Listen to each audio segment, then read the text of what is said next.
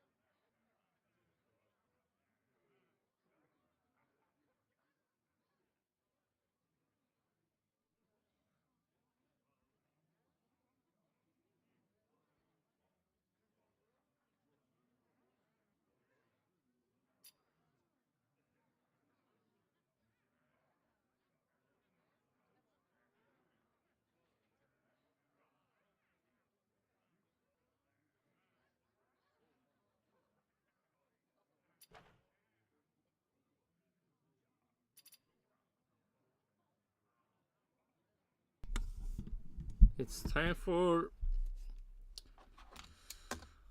more Haas, but also more Formula 1. Oh, fuck me.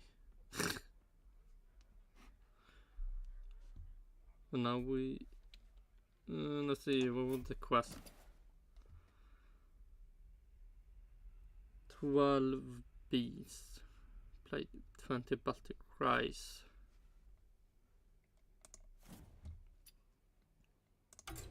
Beast.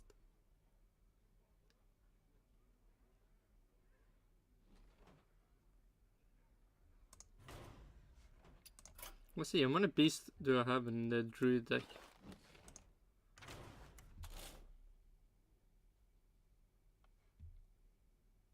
Two, four.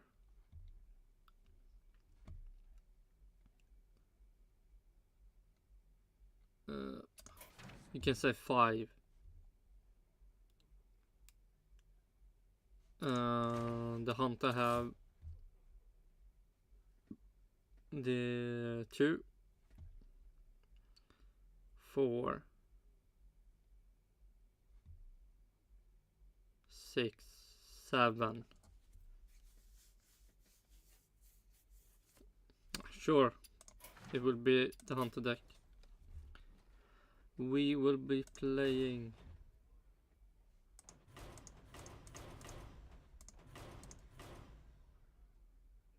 let's see, this 3, 6 priest, rogue,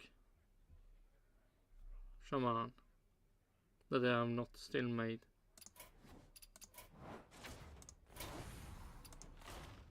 Only 5 on that, 29 on that, 22. Only 5? Huh.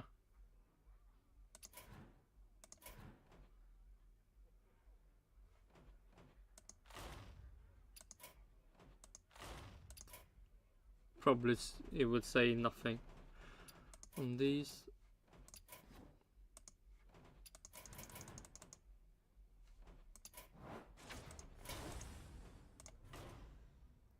And yeah, while I'm playing this, it will be some driving rating from P1. Our F1 driver ratings for the 2024 Miami Grand Prix, and I mean Kevin Magnussen. You should 100% be a 0. And then a race ban.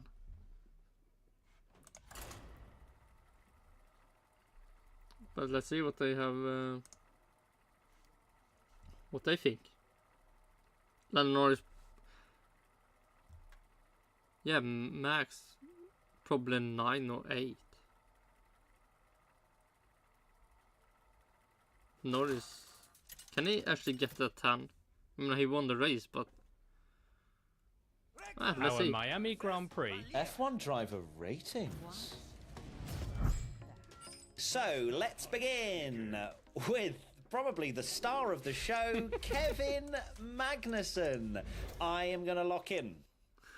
Come on, a 0 and a race ban. For K-Mag the GOAT, a 1 out of 1. No, fuck him. 10. If it was purely entertainment, this would be a 9 or a 10 It was nothing fun with Kym Magnussen. out of 10. However, this is about how he drove. And he drove... That is, without a doubt, his worst Formula 1 weekend, hands down. Not just in the sprint and what he was doing with Lewis Hamilton, but then you fast forward to the next day thinking maybe he's going to have calmed down now. He's on 8 penalty points. He might be, it might be just a nice little P19 with no issues. But nope, sends Logan Sargent into the wall and then gives Lando Norris a victory. So, K-Mag, I'm surprised you've not been banned.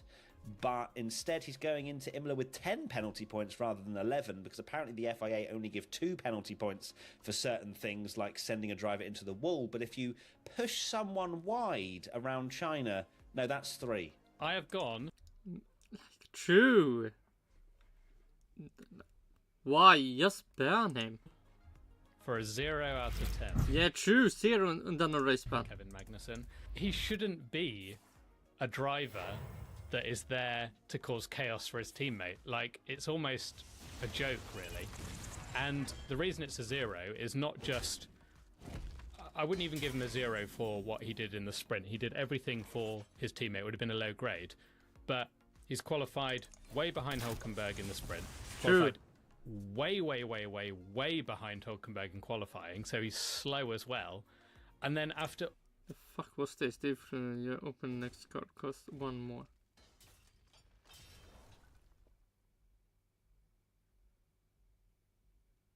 Okay, so I need to play something. All the drama and everything that happened in the sprint race, how you're then thinking, you know what, I'm going to put a really audacious move on Logan Sargent of all people, is just dumb.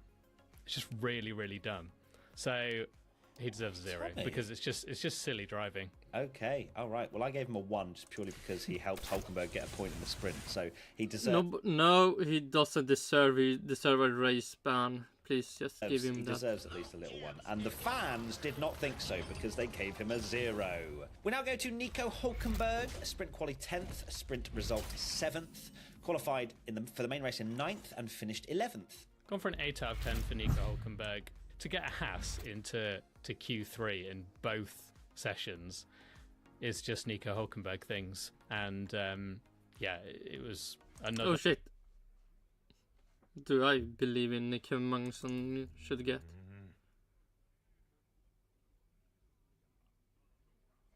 Let's see what treasure.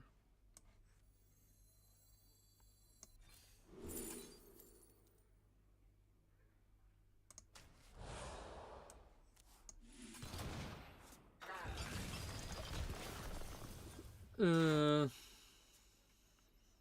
7, I would say, maybe. The really, yeah, it was a very impressive weekend from Hulk, actually. It's a shame that he didn't end up with points. That's why it's maybe not a higher grade, because I think you maybe could have got points in the Grand Prix as well, based on who did. But it's still an impressive performance. It certainly is. I've also gone for an 8 out of 10 for Nico Hulkenberg. Yeah, okay, a very so solid 8. weekend once again from Nico Hulkenberg. That is qualifying. It's just become a norm now that he gets into... Yeah, it's the norm. And the norm for Kevin Magnussen is being bad.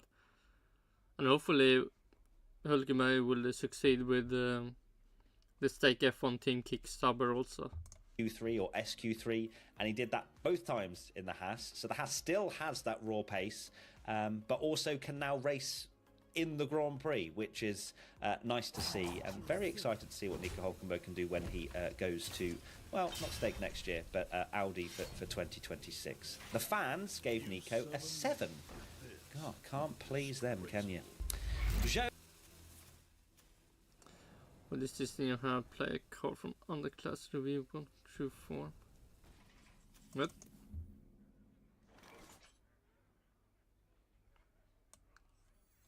Sure. Zhou Guan Yu. Maybe a 5. Guan Yu. I don't know anything what he did. I've gone for a 5 out of 10 for Zhou Guan Yu because Kick Sauber showed some very solid promise in China and didn't really work out all too well in Miami. We obviously put all of our eggs in one basket for Valtteri Bottas with our biggest good surprise. That didn't come in. Zhou cut the chicane at the start, had to give the place back, and then was basically stuck behind Albon. Couldn't really do much. I think that was unfortunately the Oh shit, Bottas need to get out like a 3 or 4. Man, Stake F1 team Kick Sauber. The car is apparently so bad side of the Miami DRS trains was that a lot of drivers just got stuck. And Zhou was one of them. Was he stuck though, or was that the pace? Who knows? But either way, it's a 5 out of 10. Sorry, but not particularly exciting.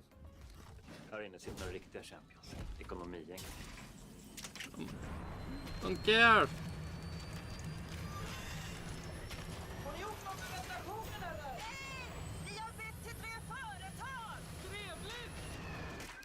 Yeah, all time. På Q8 kan du ladda smidigt både Oh my med god, betalkort one more. Dessutom kan du äta en glass och dricka en läsk under tiden. Är vi klara där? Tack, bra.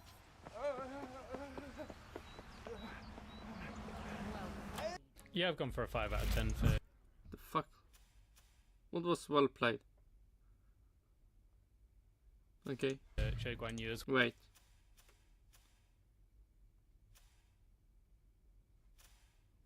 Okay. well. It all comes down to his qualifying. He's qualifying so poorly because he was, tried something different in the race, and like you say, he was stuck behind Albon. But if he's not qualifying right at the back every weekend, then he won't get stuck behind people. It's a shame to see because in the races he's really not as bad, but his qualifying is letting him down so much, and it just puts him like completely out of contention, and it just makes you wonder like how you going to get points Really?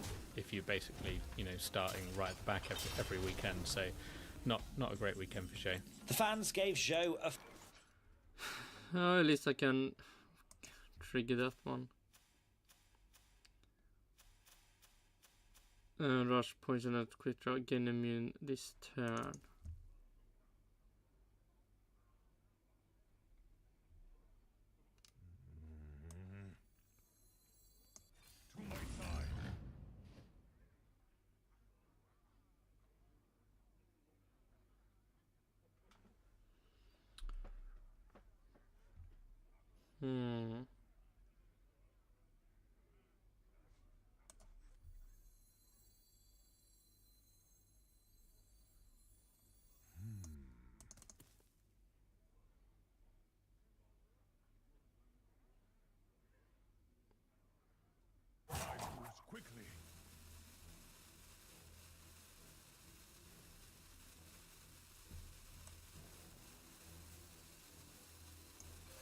Sure.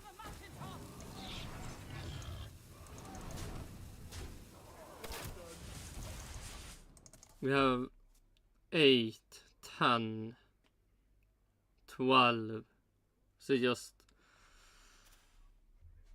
rushing the opponent down. 5 as well.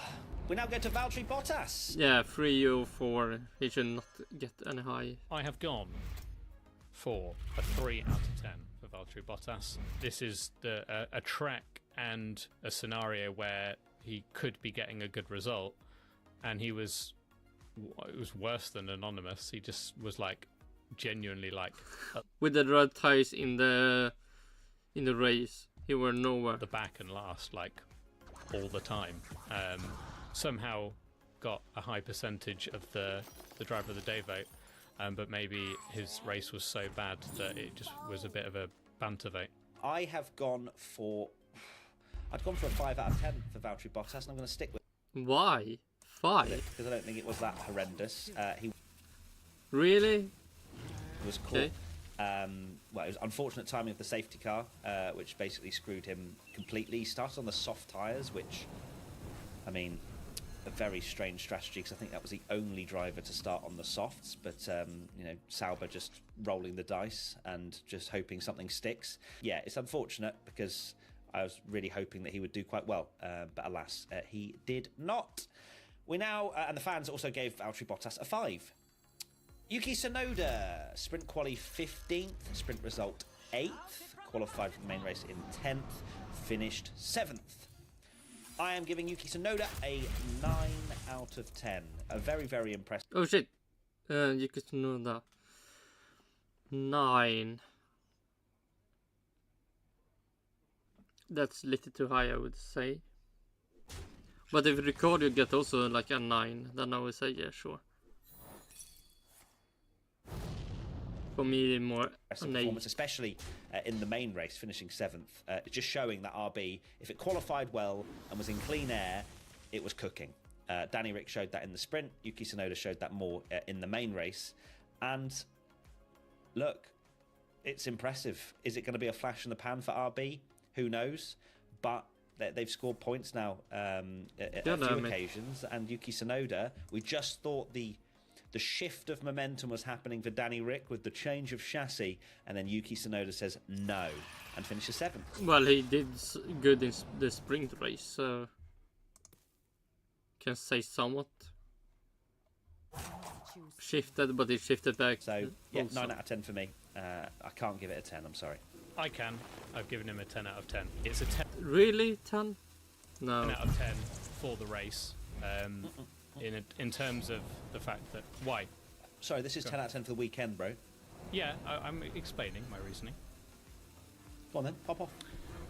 He got fucking stupid. What a 10 of a 10 out of 10 for the race. I think he drove an amazing race. You know, to beat a Mercedes, to get 7th when one driver retired, and all those top drivers, we say how impossible it is to get points. So to finish 7th is pretty unbelievable. And then, despite a poor... Oh, shit.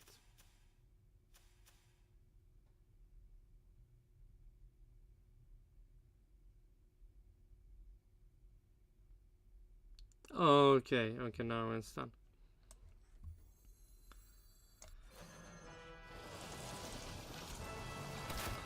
Come on, can I be lucky? God damn it. SQ, he's redeemed himself with points, which is a really good result in the end. So I can't even downgrade him for his sprint in the end. So that's why I've gone for a 10. I think it's a very, very impressive At least 9 performance. And the fans gave Yuki Tsunoda an 8. Wow. That's shocking. That's shocking. Why would it? Yeah. That is absolutely disgusting. But No, hey, we all can have our the opinions, truth. right? Okay, Daniel Ricciardo, sprint qualified 4th, sprint result 4th. Okay, record. Oh, wait. Tsunoda 8, 9, 10. 8 or 7. 4th, qualified for the main race in 18th, but started 20th and finished 15th. I've gone for an 8 out of 10 for Daniel Ricciardo. True. It is such a shame that his qualifying and the main race was so poor, because the sprint was an unbelievable result. I wouldn't have in a million years. Okay, let's see. 8, 12.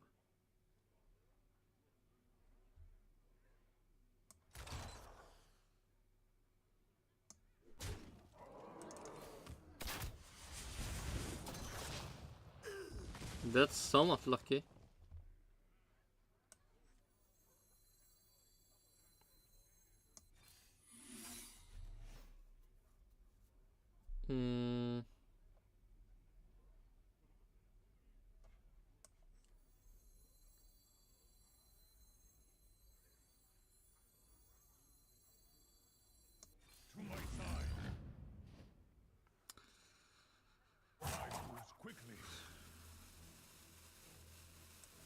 Sure.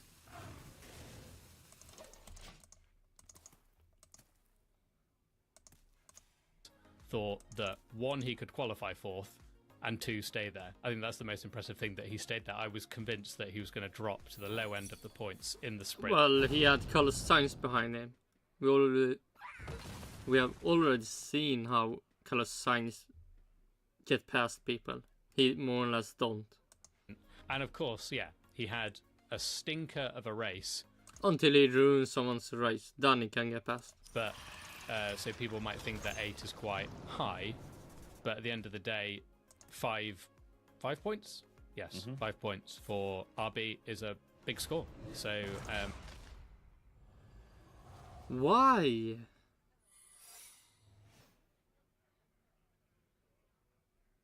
Let the Badlands burn. Oh my god, also this healing he gets.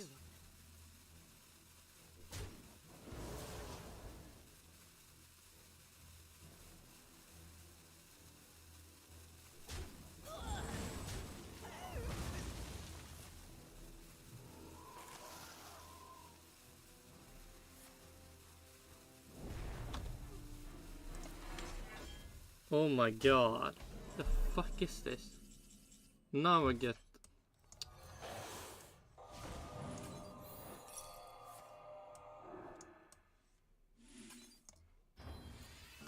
Oh my god, should've...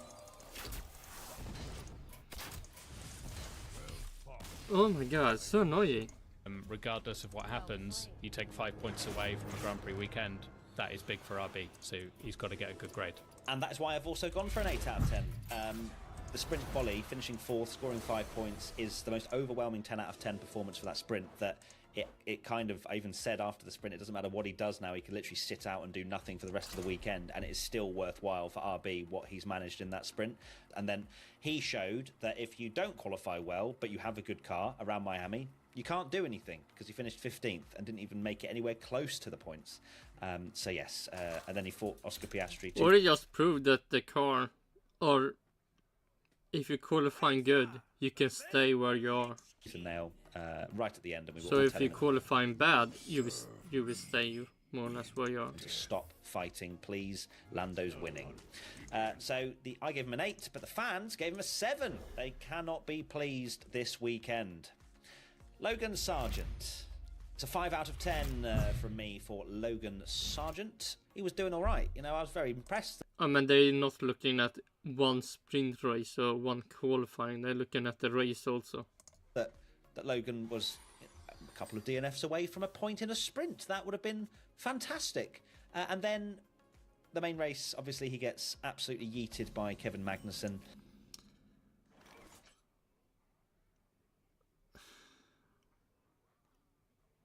4 maybe. Oh, actually, no. I'm going to give him a 6. No, forget the 5. We're putting it up to a 6 because he was there or thereabouts with Alex Albon. So I would say 5 then. I'll give him an extra point for that. But yes, then gets wiped out by K-Mag. So I can't give him any higher than a 6. But not the worst weekend for Logan Sargent. Yeah, I've gone for a 5 out of 10 straight down the middle for Logan. It was a decent weekend. Impressed in the sprint. Kind of came through the field on the soft tyres again, qualifying, letting him down. But I think the most impressive thing this weekend for him was he's more where he should be in relation to Albon, and it's a shame. Do you think 5's fair then? Really? Yes, because because of where Albon. Yeah, for what grade I'm giving Albon, yeah, it is fair. Oh, yes. I think Logie Sarge needs some respect on his name. But anyway, fair enough. And the fans also agree with you because they gave him a 5. They don't care this weekend. Okay, let's move to Alex Albon then, who sprint qualified in 20th, finished the sprint in 13th. He did actually start the sprint from the pit lane. And then in the main race, qualified 14th and finished 18th. I've gone for a 4 out of 10 for Alex Albon. I know the Williams isn't where it should be at the moment, and it's struggling. But I'm surprised Alex hasn't got a point yet, you know, like Ocon, for example. True. It's so depressing. He should have a point. Paul has, dragged that Alpine to a point. Haas are getting points. And Alex really needs to kind of step up and have a good weekend when we've seen in the past that Williams can have a a cheeky little sprint point and do really good things in it. So Yeah, they can. Apparently not this season. Now Haas is doing that. yeah, I think it's a really disappointing weekend for Albon, to be honest.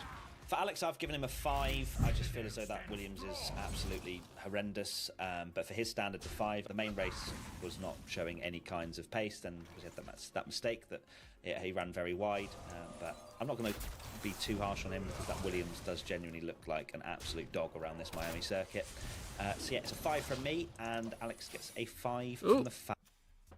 Can I maybe win this?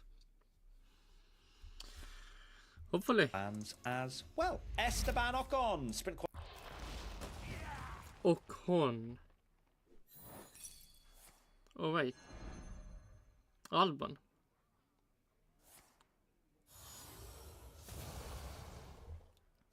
Seven, Albon. Ocon, maybe 7 also. Qualified 13th, finished the sprint in 15th, qualified for the main race in 13th, and finished 10th. I am giving Esteban Ocon a 9 out of 10. Ocon scored a point. I'm going to have to give him a high grade because that's not something that Alpine have done all year. And I still, Ocon and Gasly, what a fight on lap 1. That is one of the most ridiculous things I've ever seen in my entire life, and I don't think I'll ever be able to process it. But Ocon drove really well. I think he's driving better than Gasly at the moment, and he scored a point. So well done. Indeed, I have also gone for a 9 out of 10 for Esteban Ocon. 9? He is quite quietly being very impressive this season. I would say 8. I think he's getting his head down and just getting on with it. He drove a very good race and enjoyed the battle that he had 7 with for Gasly, Alonso as well. Good to see them fighting and keeping it clean, and even cheeky little selfie at the end, which was good to see. Snabb och gratis hemleverans No. på Amazon.se och oemotståndlig underhållning. Gå med Amazon Prime för 59 kronor i månaden. No need for Amazon Prime.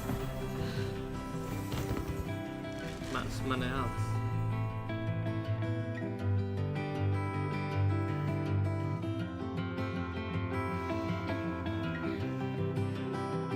Fans gave Esteban an 8. Wowee. Let's go to Pierre Gasly now. Sprint qualified in 16th, finished a sprint in 9th, and then qualified for the main race in 12th and finished 12th. Gone for a 7 out of 10 for Pierre Gasly. Sprint result was really impressive, very close to getting a point, and he was unfortunate with the safety car timing. I think him and Ocon weren't a million miles apart, and obviously Ocon. Oh shit, what did they say about Gasly? Sprint result was really impressive. No, 7. So 8 for Ocon for me and Gasly 7. Very close to getting a point, and he was unfortunate with the safety car timing. I think him and Ocon weren't a million miles apart, and obviously Ocon will get the plaudits for being the first one on the board, but I think Gasly still drove a good race, so he's getting a 7. I've also gone for a 7. A solid weekend. As you say, the sprint was impressive. Unfortunately, had no reward for that. But I think it's coming. Alpine are heading in the right direction. Do they enter Formula A at some point? Maybe. But it's going to take a lot more, I think, than what they've currently done. The fans, wowee. They gave Pierre Gasly a 5. What was in your cornflakes when you were voting for these? Goodness gracious me. Lance Stroll, sprint qualified 7th, did not finish the sprint, qualified Oh, he should a 3. 11th and finished 17th. 3. I've gone for a 4 out of 10 for Lance Stroll. I still think a lot of people are blaming Alonso for that sprint start. Oh, he's crashing into Stroll. And yeah, Alonso had his part to play, but he was trying his best to negotiate a Hamilton being dive bomby. And Lance just does his usual thing of just turning in. And I know he didn't get that much criticism, I don't think, for that, but I think he should have. I'm not saying he's fully at fault for that, but he could just run wider and have more awareness. But we've said that. He can't. He's Lance Stroll. He would drive like he's paid to be there. Oh shit, he is. many occasions for Lance Stroll. And then the main race, again, he pitted very early, similar to what Gasly did. Didn't work out for him, and goodness gracious me, he then gets a 10-second penalty for leaving the track and gaining an advantage. Ends up 17th. Shocking. Sure is. I've gone for a 4 out of 10 for Lance Stroll as well. Or give him a 3. Well, of course he beat Alonso in qualifying, but you have to back it up by delivering a good race, which is normally where Lance is much better than in qualifying. And actually, he was pretty atrocious and dropped down the order, got penalties, was just generally quite, well, I say quite poor, very poor. You should be finishing 17th in a race when you've qualified much higher than your teammate, and when you've got the likes of Yuki Tsunoda and Ocon in the points, Lance should not be finishing 17th. I'm thinking 4's a little bit too tough. Yeah, he should have 3. But I've locked it in now. The fans have given Lance a 5. All right. Why a 5? Lance Stroll? No, you should have 3. All right, okay. Now the fans, they're like, Lance. Same as Gasly, yeah. Yeah, that's crazy. Let's go to Fernando Alonso now. Sprint qualified 8. Oh shit, Alonso. Okay, that one is at least done. We are done. Time for the next account.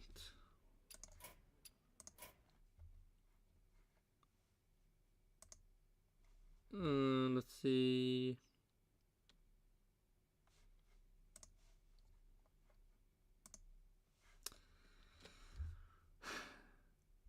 Alonso 6 or a 5? Finished the sprint in 17th. Well, didn't technically really finish, did he? And then qualified for the main race in 15th and finished 9th. Gone for a 6 out of 10 for Fernando Alonso. I think it is a wasted opportunity. I have to sort of leave my fanboyism aside. I can't say that Alonso's not had a bit of a shocker of a weekend, really. He should have got more from the Aston Martin. Yes. Do you think in the sprint that it's definitely Hamilton's fault? Lance has a bit to blame for turning in. Alonso has a bit to blame as well for going a bit deep. So he's not entirely innocent, but still unlucky there. So yeah, it's a 6 out of 10 for Fernando. I've also gone for a 6 out of 10. Of course, scored a couple of points, but he was just not. Yeah, he had a bad weekend. Let's see. Play free game as Rogue, Shaman or Warlock. More Shaman games. Oh, and we will see if the deck I just made, or made yesterday, I think, will be good. Probably not. Not working with the car this weekend, and it's a rare occasion to see Fernando Alonso struggling, especially in comparison to his teammate in qualifying. Being out-qualified by Lance Stroll on both occasions is almost unforgivable, I would say, from Fernando's standards. And then he fought tooth and nail, scored a couple of points, so it can't be any lower than a 6. But I think that pretty much sums it up beautifully. And the fans also agree with a 6 out of 10. Oscar Piastri, sprint qualified 6th, finished the sprint in 6th, qualified for the main race in 6th, and finished 13th. Oh, that's so depressing. Let's see. Oscar Piastri. Wait, didn't he do... What did he say? Welcome. Care to hear your fortune? Sprint.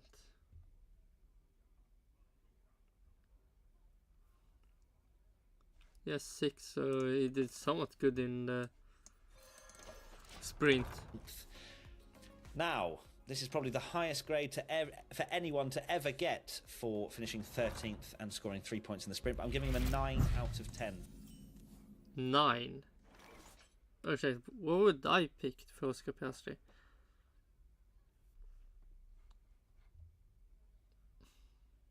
I was... maybe 8. For Oscar Piastri, because I think it was one of the most impressive drives from him, in that main race especially, to utilised the chaos a little bit at the start, with Perez nearly sending Verstappen into the shadow realm. Oscar placed his car beautifully, managed to get through on Charles Leclerc, was running in second. And who knows what could have happened in that second stint with Max going over that bollard, bit of damage. Could Oscar have won the race? There is a definite possibility that that could have happened. Instead, fought with Carlos Sainz. It didn't work out. Front wing broke. And then from there, it was pain. But I still think he deserves a really high grade because Oscar drove incredibly well. So yeah, that's why I'm giving him a 9. It's not the highest grade because I'm giving him a 10 out of 10 for that. no, Which I know, and I'm going to argue the next one because you need to behave on the next one because you're going to clearly give Lando a 10. And Oscar was just as good as Lando all weekend, I would argue. True. Right, so let me go into the details. So Oscar beat Lando in the sprint, qualified better in the sprint. He got a better start in the race. He was on course to finish maybe second before a safety car. And at the end of the day, it's driver ratings and not results ratings. So True. he would have had a brilliant result if the race had panned out normally, and he was extremely unlucky. I think that was the best drive of his career so far in a Grand Prix. Interesting. Okay. All right. Well, I'm still sticking with a 9. The fans gave Oscar Piastri an 8. Lando Norris, sprint qualified 9th. Sprint result did not finish. Qualified for the main race in 5th and finished 1st. I've gone for an 8. No, I haven't. I've gone for Oh wait, Norris. What would I pick for Norris? The sprint race was bad, but the race was good. And the qualifying was somewhat half bad good. 9. a 10 out of 10 for Lando Norris. Oh, okay. So you're still giving him a 10. Okay. Yeah, I'm still giving him a 10. But what I'd argue is that it's not It should be 9. a perfect weekend. I think Lando So himself 9. would admit that might not be his best weekend, but he has won. So it's a 10 out of 10 because of what he did with Verstappen at the end. But if you look at the whole weekend, his sprint quali, he let down there, got taken out of the race, which, and then he was behind Piastri. Fortunate with the safety car, but what he did at the end was so good. Ooh, nice. And so deserving of the 10 because he basically put all the haters. But still, 10. I mean, being a race winner, sure, a 10. But the sprint, the qualifying, I mean, this is just giving him 10 points because he won a race. To say, shut up, I can do this. And he proved it. So it's a 10 out of 10. I have also gone for a 10 out of 10 for Lando Norris. It is interesting how you say that results are they skew the ratings quite a lot, but you cannot give anything other than a 10 for Lando. You can give a high 9.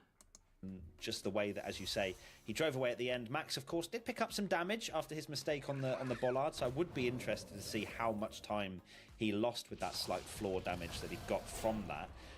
But Lando just drove away. Just absolutely nerves of steel. Put in the position that he's been longing for so long since... Nerves of steel, no. If Max was 1 second after him, the whole race after he's starting to lead, and he still won, then I was nervous still.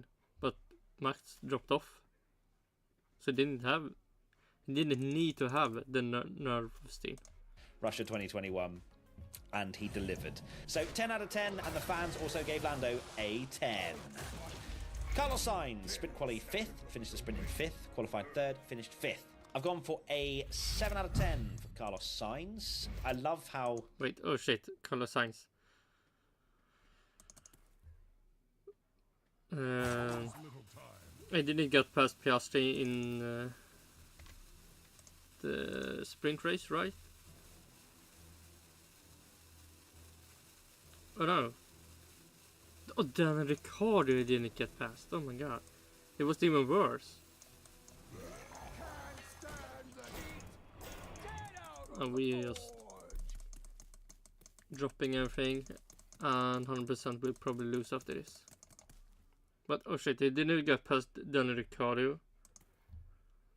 Then in the race he didn't get past Oscar Piastri in a good way until he crashed him out almost. And then got the penalty, then dropped off after Sergio Perez. So yeah, maybe a 7. Could maybe be even 6. Even Max Verstappen was like, you know what, Lando, congratulations. You won. If my mother had balls, she'd be my dad. That sort of stuff. Carlos.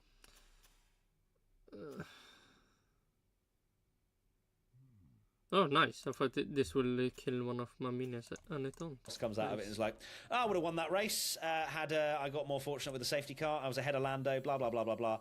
I don't know whether Carlos would have won that race. I mean, firstly, that would have been unbelievable had he, again, utilised or, extracted the maximum as soon as Max has a problem. But I'm not convinced. He was slightly slower than Charles all weekend. I love how there's not been any talk about Charles Leclerc back on top in that particular teammate rivalry.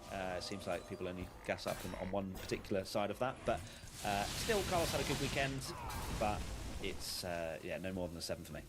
I have gone for a 7 out of 10 as well. It was a good drive, but not too much bad stuff in the sprint and race. Hugely special. I think the Piastri incident. It was a ambitious move that didn't quite pay off, and it was not good. And I think the penalty was deserved because we've not spoken since he actually got one. I think it was a good penalty to not.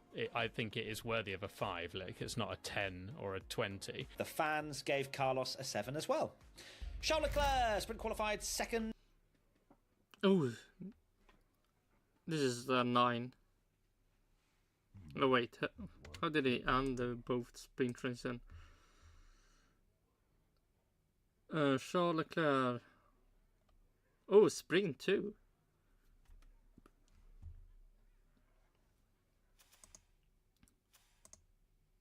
And then 3 in the race.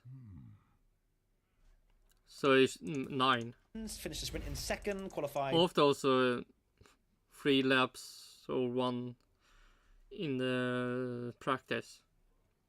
So second, high then 9. finished the main race in third. Maybe a 10. Leclerc gets a 10 out of 10.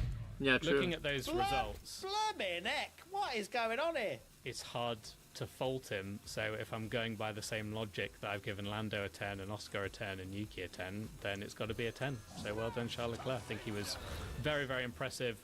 Delivered in qualifying. It was the Charles that we know in qualifying in particular, and then raced brilliantly as well, and delivered again, just getting the exact maximum. I would say Charles Leclerc more deserve a 10 than Norris, because how the sprint and qualifying been for Norris. But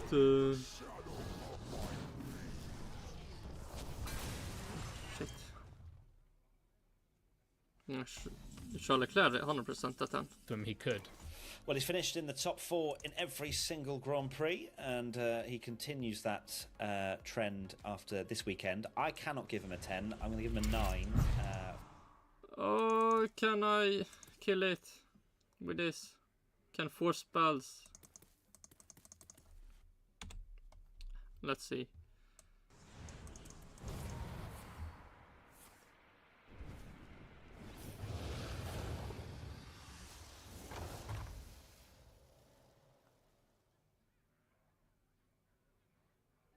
I mean, it almost killed it. Oh, taunt. Of course, he made that error in FP1, which... What the fuck you doing? You're the Charles Leclerc and Ferrari fan, and you give him a 9? Back foot a little bit, so you do wonder, had he had some more learnings? Fuck off.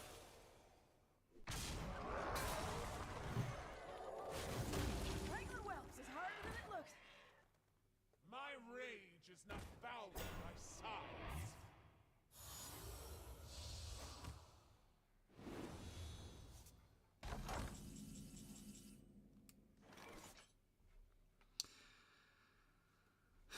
God damn it. Come on, give me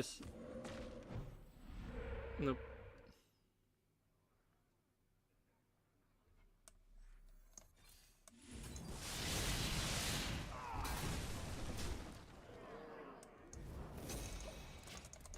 Maybe he would have been a little bit quicker, but who knows? But then, yeah, I can't give him a 10 for a third place.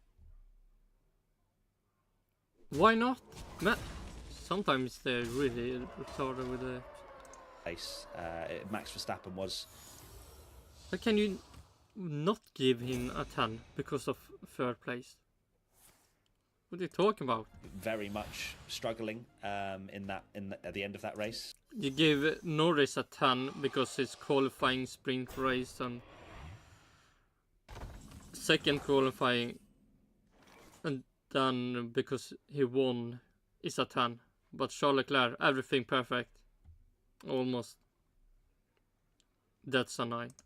Had he beaten Max Verstappen, maybe I would have flirted with a 10, but instead it's a 9 from me. This is your last chance, Tommy, if you wanted to change it. Yes, 9. No, it's not a 10. Älskar att göra bra affärer. Så här kommer veckans bästa tips för dig som är med. Should I...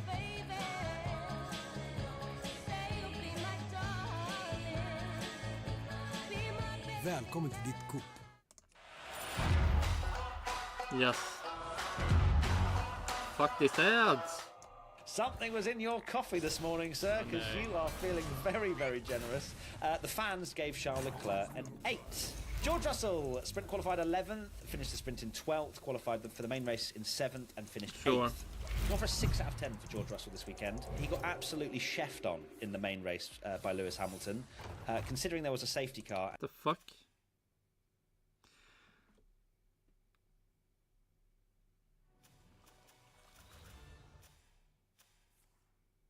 Return. That didn't happen.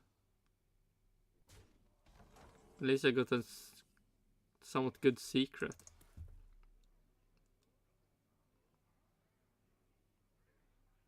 Okay. That happened. Oh my god, first time playing this card.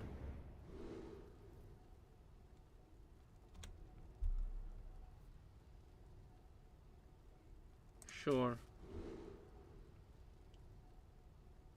Live still. Wind Fury.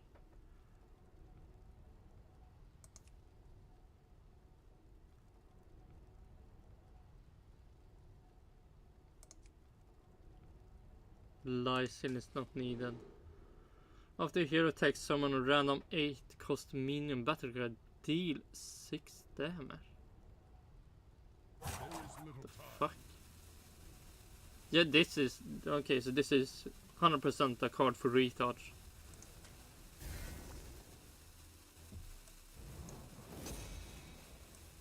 Can't stand the heat.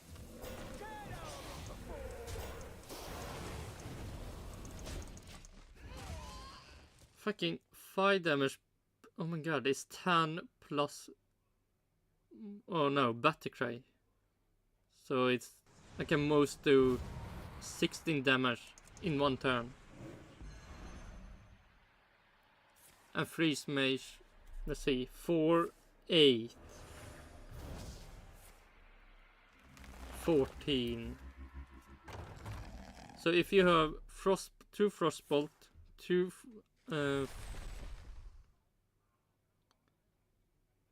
no, that's frostbolt, frostlance. So if you have 2 frostlance and 2 frostbolt, you can do 14 damage. That's 4 cards. This is 2 cards almost. And you can do 16 damage. That's just 1 turn. Then you can do 50 damage more. Fucking retarded card. No, it's not 10 damage per turn. It's 5, 10, it's 30, so 36. D6 damage to everything.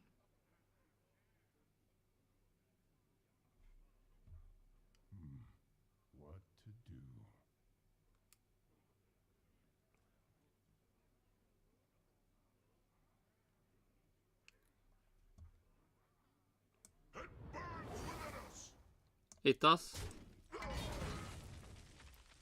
Oh, 6. Okay, so not 6 damage everything, 6 damage on chosen target. Okay.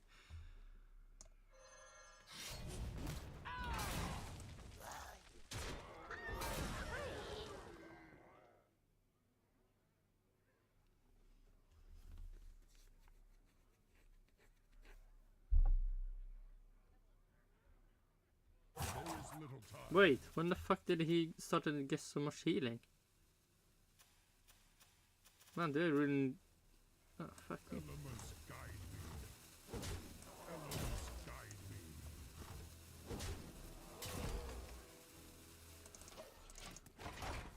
And to finish, Oh shit!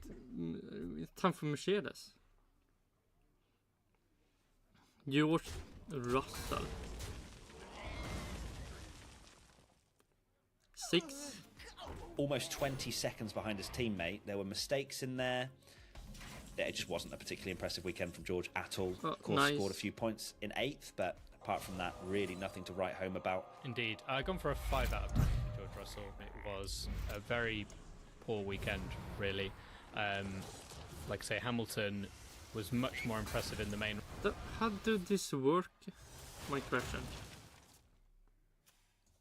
Choose a character, cast 4 spells, targeting it if possible. Okay, so that got target. But didn't I get sap?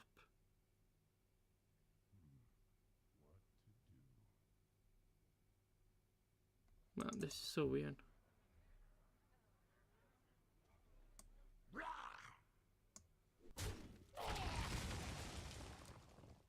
There is little time. Is it?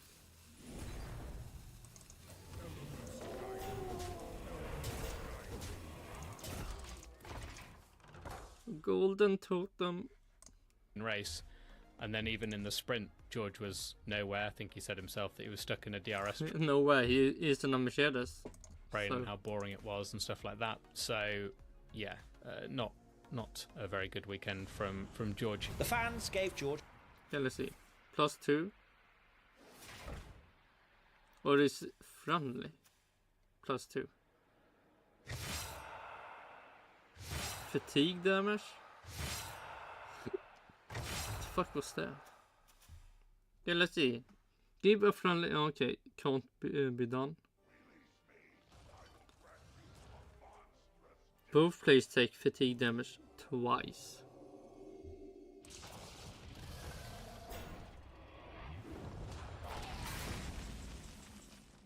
Yeah, let's see. Isn't this the card?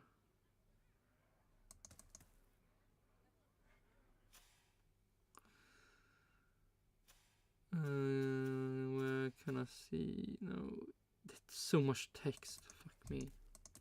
Okay, but I won. Let's seal up. No.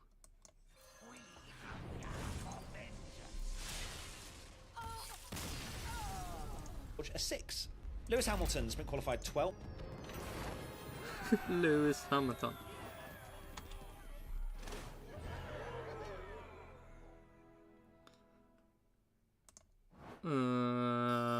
What should I... Lewis Hamilton, what can he get? What did Lewis Hamilton do in the... Lewis Hamilton race... He got 6, okay. The sprint he got...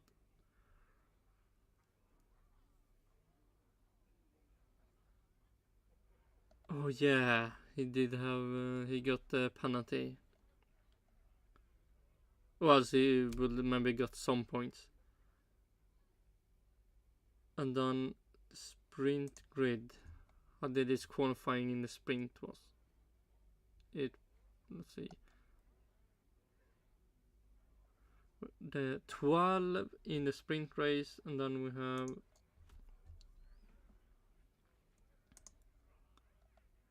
he started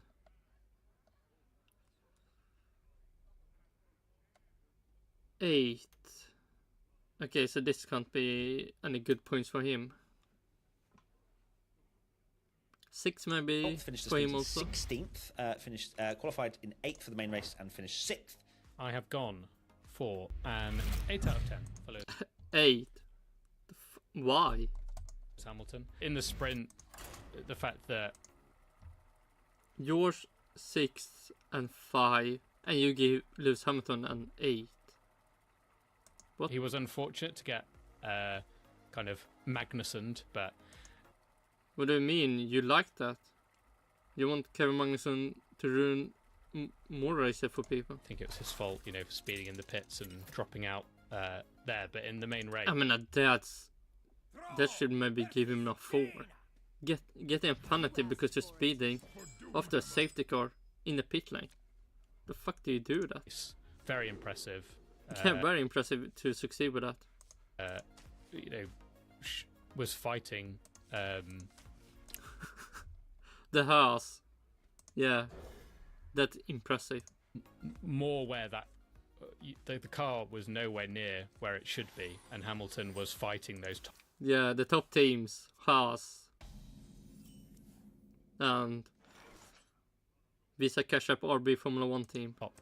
top runners. His move on Piastri in particular was just beautiful. Gorgeous. It really was. I've also gone for an 8 out of 10 for Lewis Hamilton. Of course, the sprint. He absolutely deserved the penalty for that move, and it was verging on desperate from starting 12th and needing to... Yeah, the start. Just for that, you should have... You give 8 for this, for that start. to gain a few places at the start, and that caused a rather big domino effect into the two Astons. But the main race, you can't fault him really. He really did give it everything, and he seemed quite happy as well at the end with the fact that he was fighting one Red Bull. So yeah, I'm giving him an 8, and Fighting a Red Bull just driving after him. That I wouldn't define as fighting.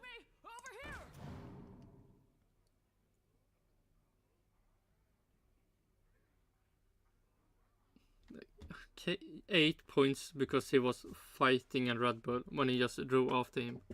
Now, was Max Verstappen fighting Lando Norris? No. Was not even fans close. gave him a 7. Sergio Perez, I'm going to give him... Sergio Perez.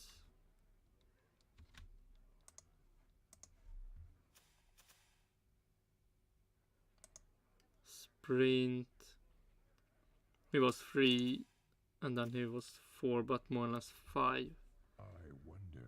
A 7. Perez, I'm giving him a 7. I was flirting with a 6 or a 7, but I'll give him a 7 because the Red Bull wasn't anywhere near as dominant as the rest of the season, and to finish 3rd and then obviously get 4th as well, it was by no mean feat an incredible weekend for Perez, but if you look at where Max was, it's not a disaster. He's very lucky to not get a 0 after the first corner of the first lap of the main race. So Lewis Hamilton should also get a 0 now. Goodness because me. he actually crashed into Alonso. He needs to buy a lottery ticket after that, because it was... I've never seen a closer non-impact, I think, for a very, very long time. Yeah, he was a millimetre away from getting a 0, like you say, but I have gone for a 7 as well. Perez should be winning these races that Max either has a problem or a rare off day, or, you know, Max has made a mistake, and Perez should be the one picking up the pieces.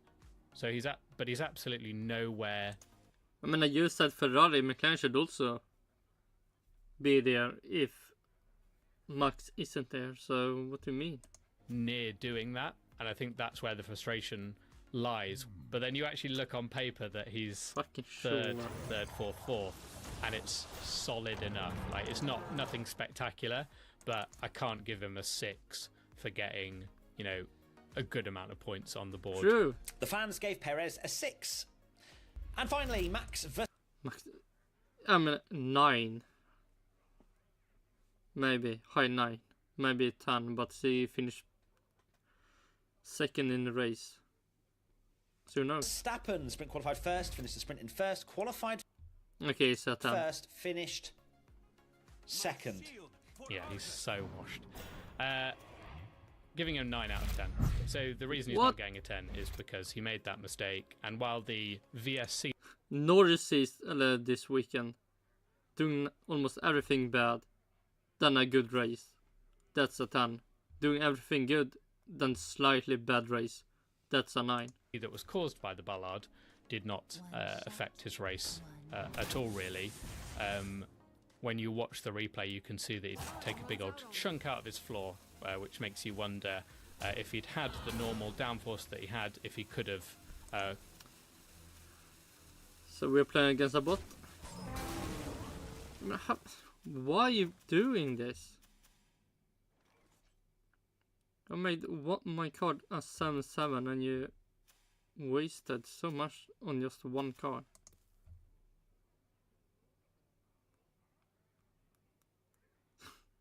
Okay, sure, well played. Caught and challenged and passed Lando. So it's a rare, pathetic 9 out of 10 for Max Verstappen. He needs to pick up his game. That's crazy, isn't it? I've also gone for a 9 out of 10 for Max Verstappen. Yeah, the mistake that he made, albeit not. Yeah, he made one mistake and Norris made. I mean, he didn't finish the sprint race. He crashed out. Or got crashed out. Let's see, did he even do a good sprint qualifying?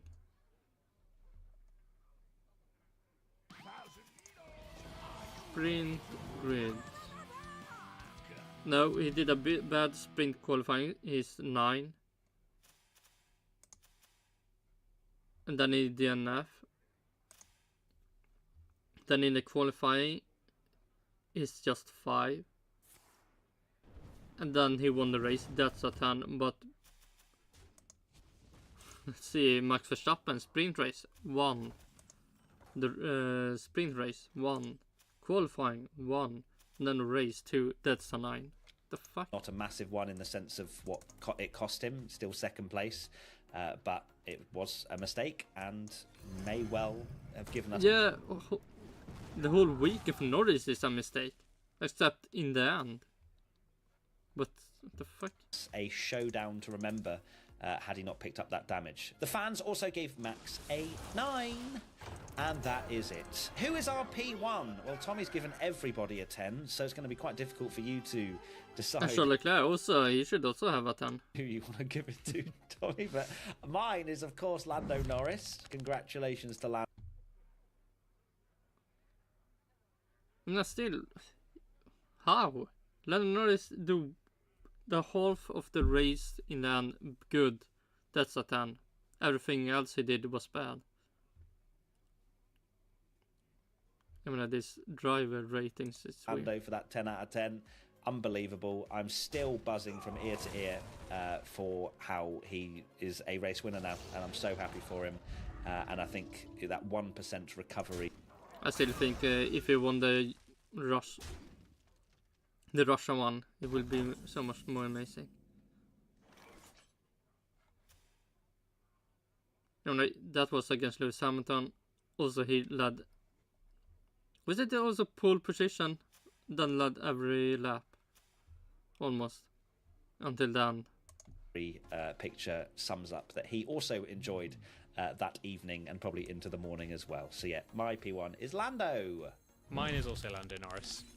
It's close between him and Piastri in terms of performance for the whole weekend.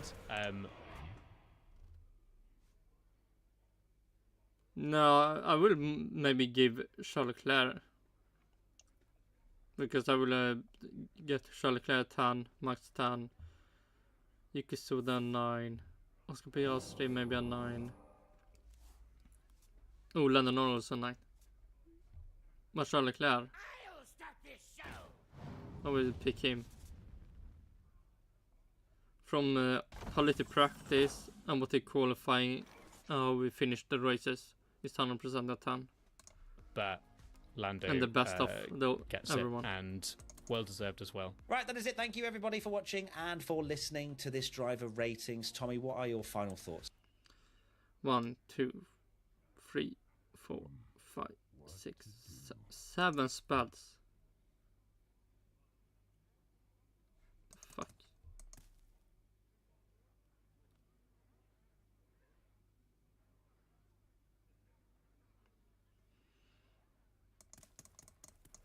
Sure.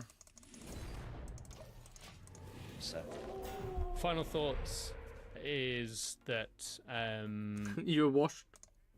just remember with my ratings that I'm rating the drives and not just the result. The drives, not the results. Let's see.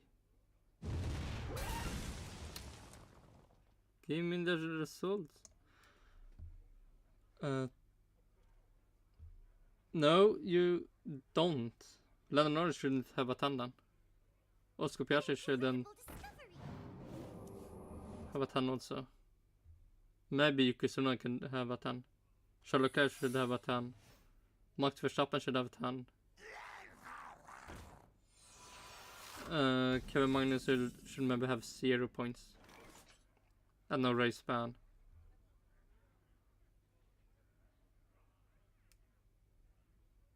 Lewis Hamilton shouldn't have a fucking 8 then. The sprint crashing to Alonso.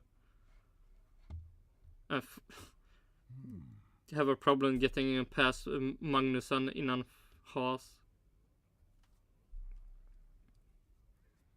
What more did he?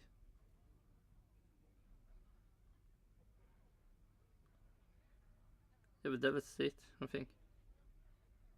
So 100% not a 8. So yeah, sure. It's close between him and Piastri in terms. things, Tommy, what are your final thoughts, sir? Final thoughts is that just A minion now. Why is this so? The fuck am I playing against? Nothing happens unless. What?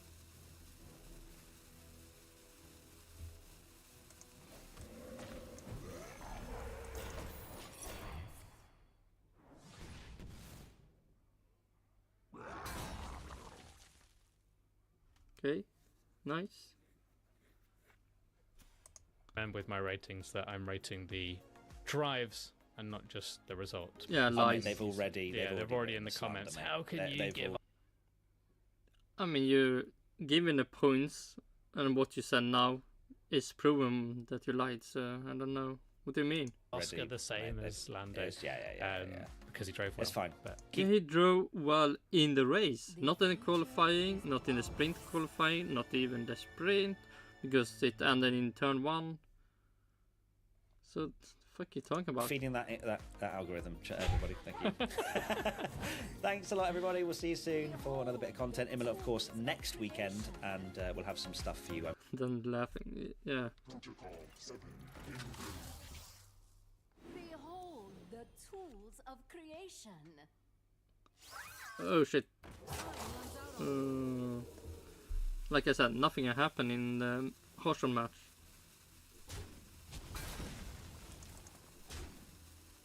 It's like this.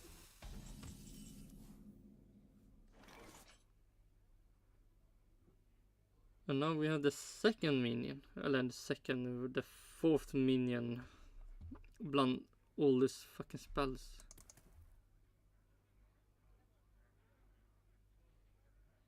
Let's see, at least I can.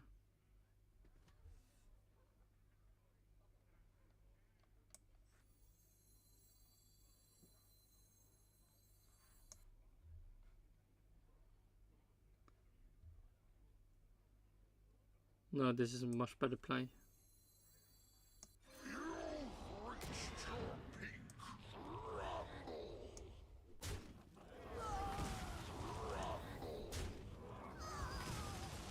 Now is the question, should I use? Oh, just I can't kill it.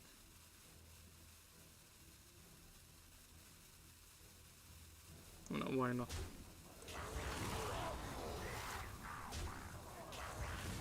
Okay, it was not the best move. Should I use the thingy? No. I'm sure, between now and then. Lots Oh of shit, go away. Oh, it's time for the race. There's something... they have maybe something interesting about maybe Andrew Newey. 5 ways Ferrari speed for Newey is already impacting F1.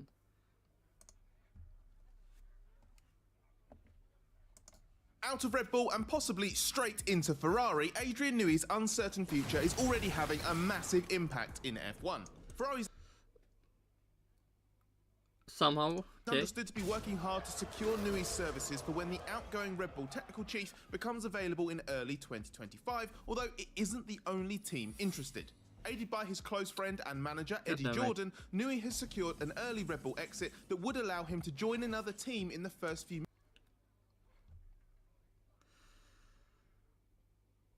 Now I get this one.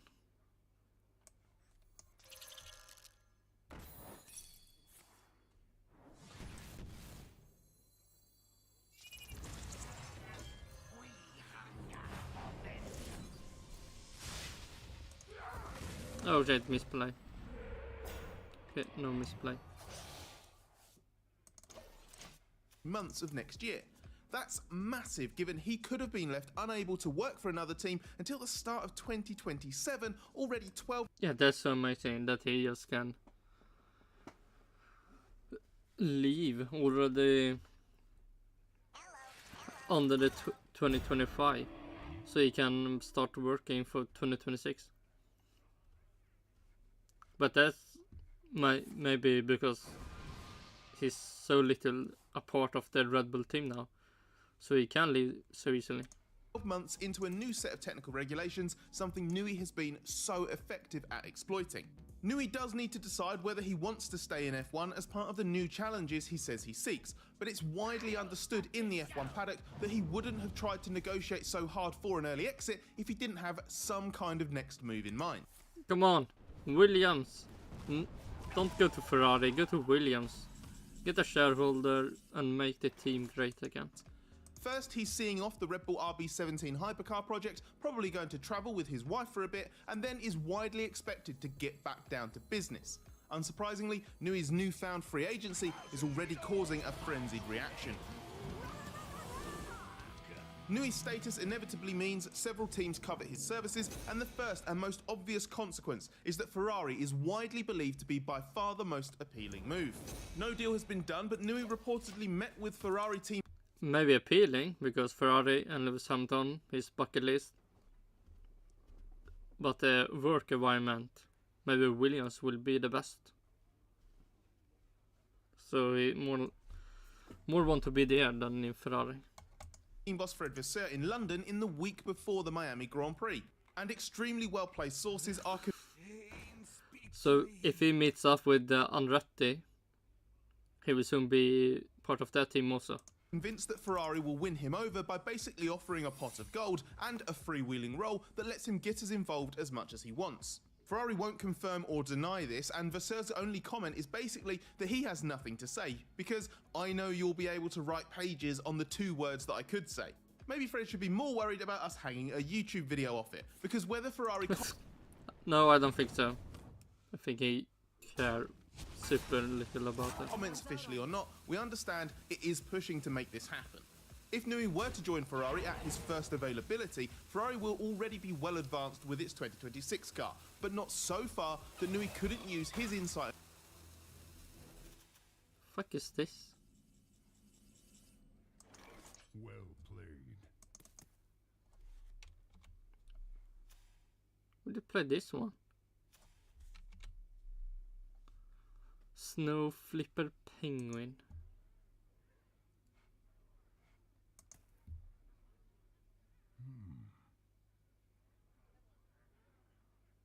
And let's see, it's a normal secret. Not a secret when he have got maybe from someone else.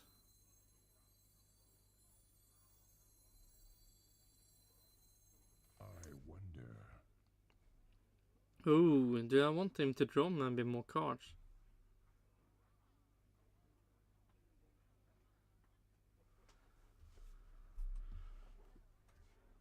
Will this go to the fatigue? I mean, I have 2 hexes and have even this.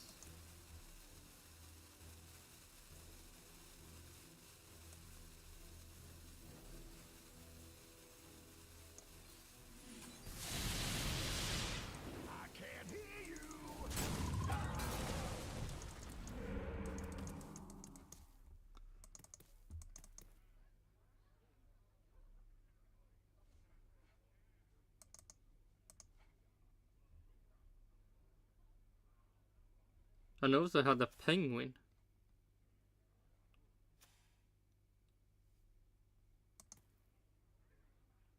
Okay, back to the race. Knowledge to influence the final design. He has so often set the team he works for off in a different direction to the others that has then become the widely copied blueprint. The 1990s. Oh my god, the future when the teams start copying Williams. I mean, wouldn't it be amazing? Or even more amazing, McLaren, Aston Martin, Williams are all better than Mercedes. The bright future in for Formula 1. 1998 McLaren, the 2009 Red Bull and the 2022 Red Bull are prime examples. The 2026 car and engine regulations offer a clear opportunity for a repeat. Ferrari would dearly love to be the team to cash in on that, which is why its pursuit of Newey is F1's biggest live story. Time. Smaken av dolce vita. All enemies. Remember, it's a credit card. Before we continue along the Ferrari theme, Newey's impending exit has shocked many in the F1 paddock and beyond and sparked a lot of conversations about whether this is part of the Red Bull empire crumbling. McLaren race... No. But the working place is maybe not fun for him. CEO Zach Brown said he thought more dominoes would fall after Newey and claimed his team's receiving many CVs from Red Bull's employees, something his Red Bull... Many. 3 CVs from like 3 years ago maybe. Counterpart Christian Horner really didn't appreciate. Over the Miami weekend, it emerged that one of Red Bull's senior trackside figures, Jonathan Wheatley, is considering his future.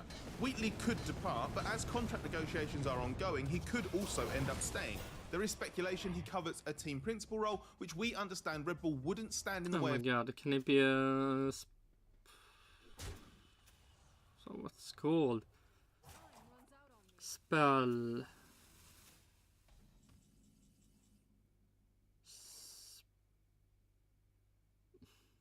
Counterspell.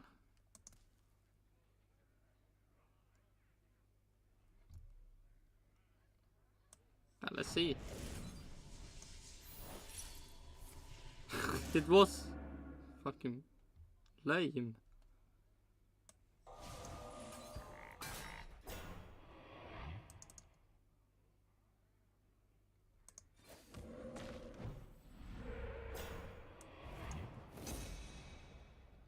Can't stand the heat. Get out of the forge. Now I wonder, do it have the mana too? It should have. But can it contest 8? Of him pursuing elsewhere. The big focus though is Red Bull's technical team and whether the combination of Newey leaving and the incoming 2026 car... Oh, the stuff I heard about the new leaving maybe will make people that are already in Red Bull want to stay even more. Because now they can be the face of the car. And hopefully the car is good, so they even more want to be the face of the person that made the car. Our overhaul could knock it off its perch. Newey... Even Sunyan Shieldmaster. What is this?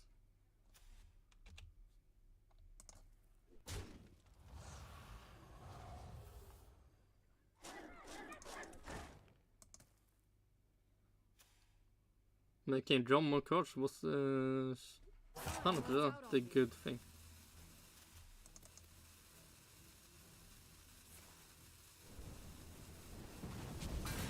Till och med even more, 2 more hexes. 2 more hex to use.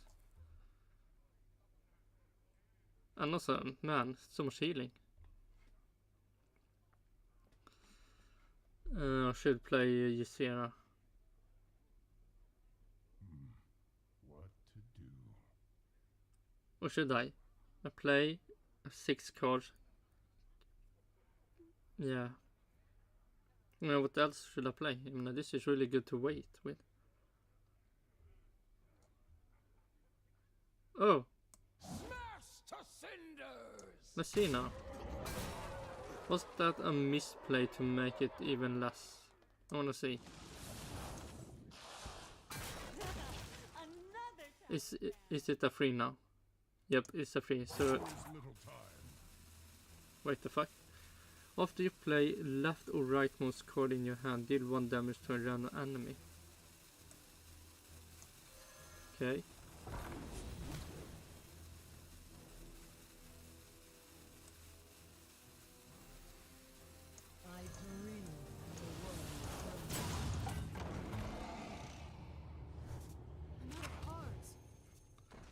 Return a minion to its owner. Elusive. Okay. First helped turn Red Bull into a dominant force from 2010 to 2013 as technical director, then made a further contribution to its current era of success in a global chief technical officer role.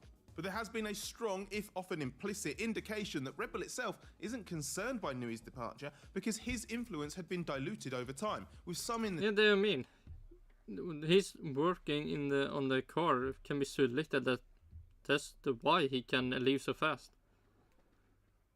He's not been in the factory since I don't know 2022. Team, even of the opinion that Nui had no real input into the 2024 car. The change in Nui's role years ago moved him from day-to-day technical leadership into a super consultant. Do I really play against a bot? The fuck was that? Why did he play that?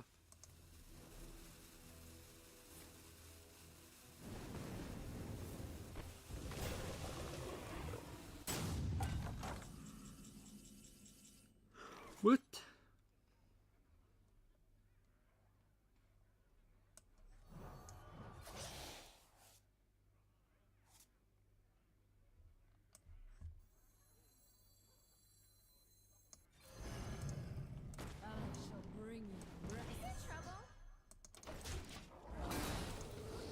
Consultant kind of position, informing and leading specific parts of car design and development as he saw fit.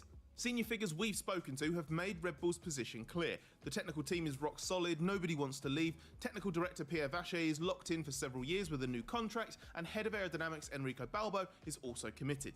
There's also another element, which is that unofficially there's relief Nui is leaving because it puts the focus on the official technical organisation. Effectively shrugging off Nui's departure as no great loss is a brave position for Red Bull to take, given... I mean, if they succeed, it's a win-win initiative. His track record, but it is at least consistent because even one of the Red Bull parent company's chief executives, Oliver Mintzlaff, has reinforced it. In a rare interview, Mintzlaff said Nui leaving is a shame, but that tomorrow we will still know how to build a quick Formula 1 car, and pointed to Red Bull's past record of handling regulation changes as proof of that. Mintzlaff's not been around F1 for that long though, so what he might not know is that the one time Red Bull did drop the ball with a new set of rules in 2017, Nui wasn't that involved in the car and needed to step in to fix things. Also, the engine was bad, so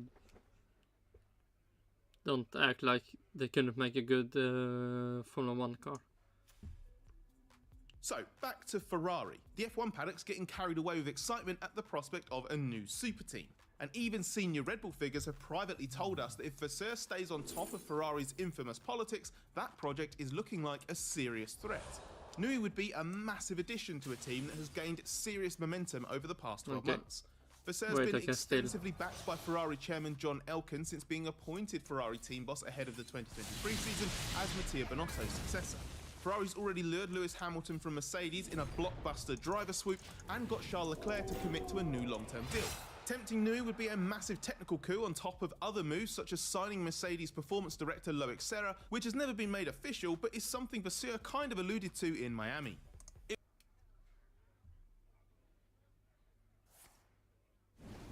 I mean, probably a lot of people from Mercedes.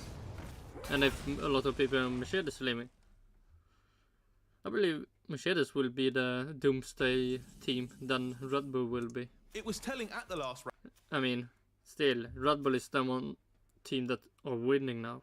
Championship and constructionship and stuff like that. Mercedes don't. Race that Hamilton and Leclerc didn't even try to hide their delight at the prospect of Nui moving to Ferrari. In such scenarios, the common response is to not say anything that might engage in the speculation. But Hamilton put Nui at the top of the list of people he'd like to work with and said it would be a privilege, while Leclerc said adding Nui would be amazing. Ferrari's off-track momentum combined with clear performance. With the fight, gain after you hero takes gain 8 armor. 16, 32. 32, 48. Can I get 48 armor from this? There is little time. Oh shit! Forgot he had a minion.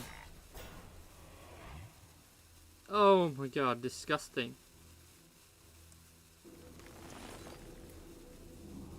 I can make one more weapon. So disgusting. Performance improvements have dispelled any concerns that Vasseur's Ferrari would be undermined by the behind-the-scenes nonsense that never seems far away at Maranello. Vasseur's been credited with making good day-to-day improvements while also feeding into the bigger picture strategic decisions that Elkan provides the firepower to execute. The upshot is that the prospect of Hamilton and Leclerc teaming up long-term and driving a Nui-influenced 2026 Ferrari, which would all have seemed utterly outlandish not that long ago, now looks like a serious proposition.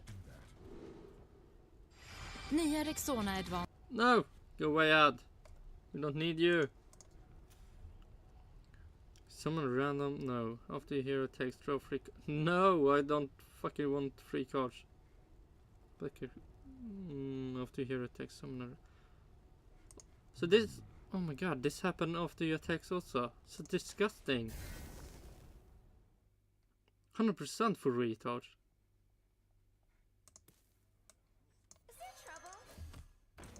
No, it's not a problem.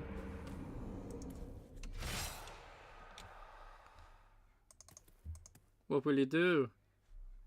Will you dive to fatigue, bot? Some seconds more for the answer, or oh yeah, here we have the greatest stuff ever. Williams Racing reunion. That would be so amazing. See, after you hear it takes gain 10 armor. Elements guide me. Oh my god, and also it have the lifesteal. So disgusting. I mean, this is 100% a must have when people play this retarded card.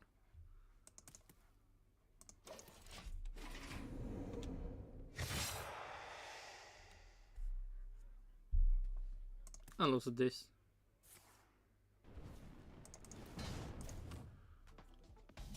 While Ferrari is the hot favourite to land Nui, if anyone does, another more left field part of the fallout is the prospect of a Williams reunion. Williams team boss James Vowles says he's had a tentative initial conversation with Nui, and though this doesn't seem to amount to a full-scale pitch or negotiation, the idea has at least been planted. On paper, choosing between Ferrari and Williams would seem as obvious to Nui as it would any driver or senior team figure. I mean, come on, Nui. Go to Williams. One looks like Red Bull's closest rival is still winning races, has immense facilities and the potential to offer some exciting automotive opportunities. Oh, the other is a back-of-the-grid team that Vowles himself has said is 20 years behind rivals in some key areas. The value of Nui getting sight of Williams' facilities and its working practices could be immeasurable in terms of getting I mean, this would be so amazing. Making them great investments again. over the line at Williams, identifying the best areas to spend that money, getting people to buy into new practices, and changing the way And if he joins the team, other people will maybe also join the team in the future. Maybe even Max Verstappen. When Red Bull is finally bad, he can go to Williams and build up the Williams as a front runner team. Williams approaches car concept and development. If we anything, done? Williams would have far more to gain Fuck from me, Newey in one these more game. areas than a team like Ferrari. Therein lies one element of a Williams reunion being appealing. The challenge.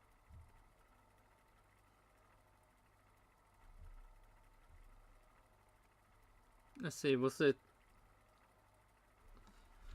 When did Williams? Let's see, Williams. Racing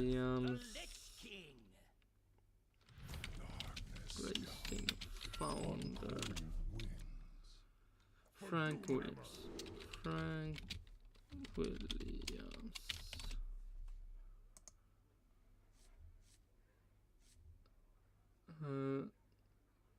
Oh, 2021.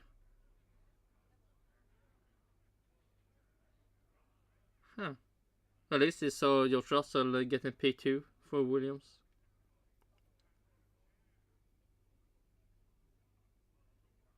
Man, that was a long time ago. Okay. At least it wasn't last year. Then I would be more depressing that I didn't knew we could maybe have joined Williams. To be back in the team with Frank Williams again. But then he needed to be like 3 years ago. But he can at least make I don't know, the daughter happy to see Williams up there again. Challenge. His Red Bull switch in the first place showed Newey. Maybe the brother, if the conflict between what do you call them?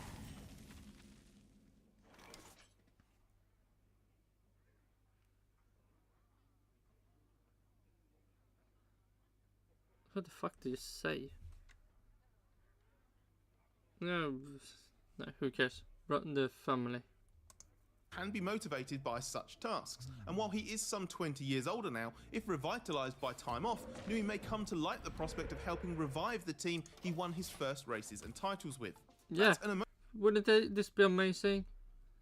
You go back to Williams.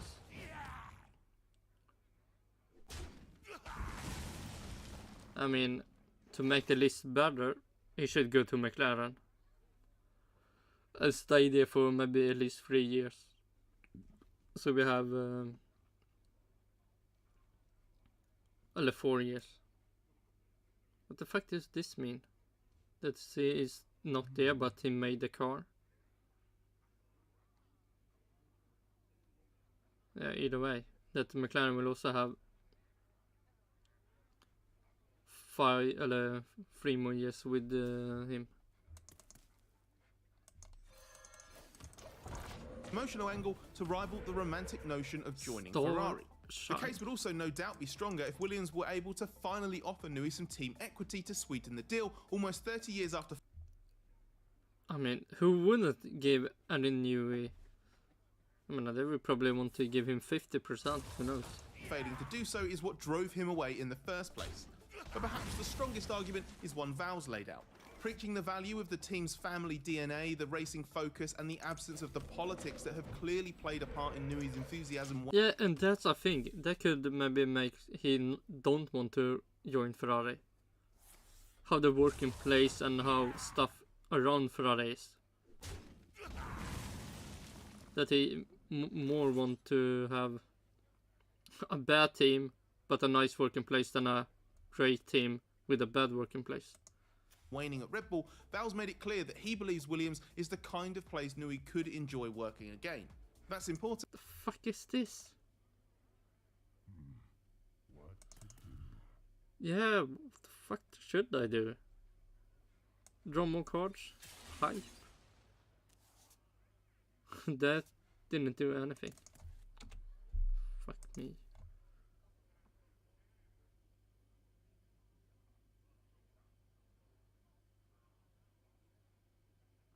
The fuck do you play against? You play against a Death Knight that have not played anything.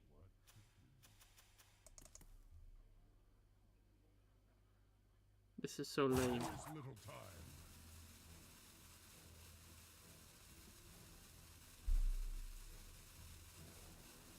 Must. Given Nui says that he's fortunate to be able to choose to work because he likes it. Also, the money doesn't, he don't care about money, so working place is 100% what the team needs. Because he needs to. But it's still a massive long shot, not least because Nui isn't thought to be keen on going back anywhere that he's worked already. Why not? James is trying his best to make it different, so it shouldn't be like going back to a team he have been in.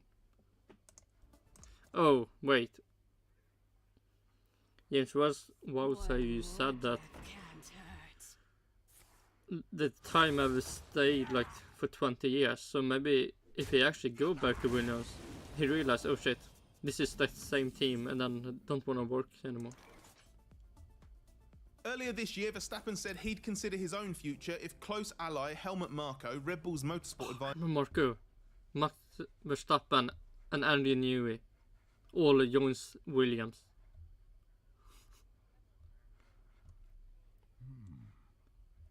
Wouldn't it be... At least I can play some cards now.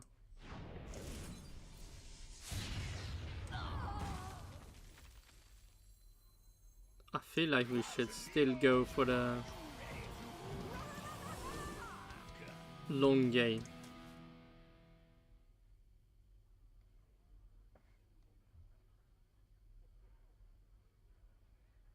Salmon mana. It will be this one. No, we don't do anything. Left amid tensions between team leaders, and he stressed it was important that all the team... Verstappen can.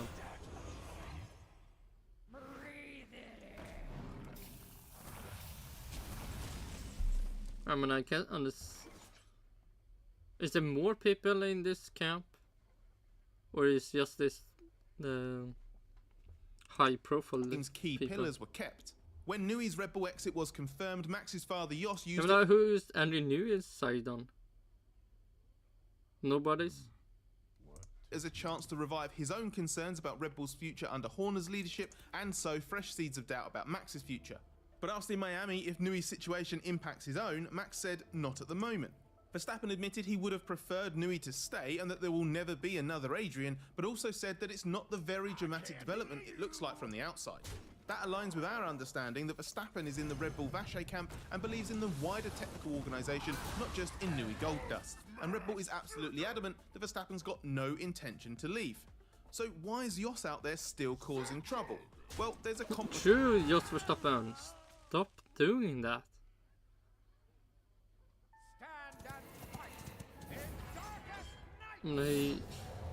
He should just leave Formula 1. Story playing out. Verstappen's been publicly courted by Mercedes boss Toto Wolff, which has coincided with Verstappen's father Jos making his various remarks against Horner and warning that Red Bull risks falling apart. But Red Bull's back. Yeah. Comes from the... From what team? Doing what success stuff? Nothing? Okay. 100% legit information from that person. Backing Horner, who is going nowhere and not even entertaining the prospect of walking away. It's widely understood in F1 that Jos wants his son to seriously consider leaving Red Bull to move to Mercedes instead. Yeah, why? Sounds like the biggest prank ever. God damn it.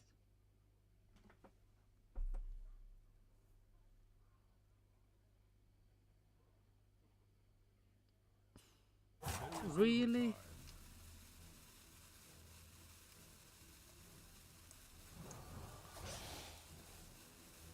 Fuck me.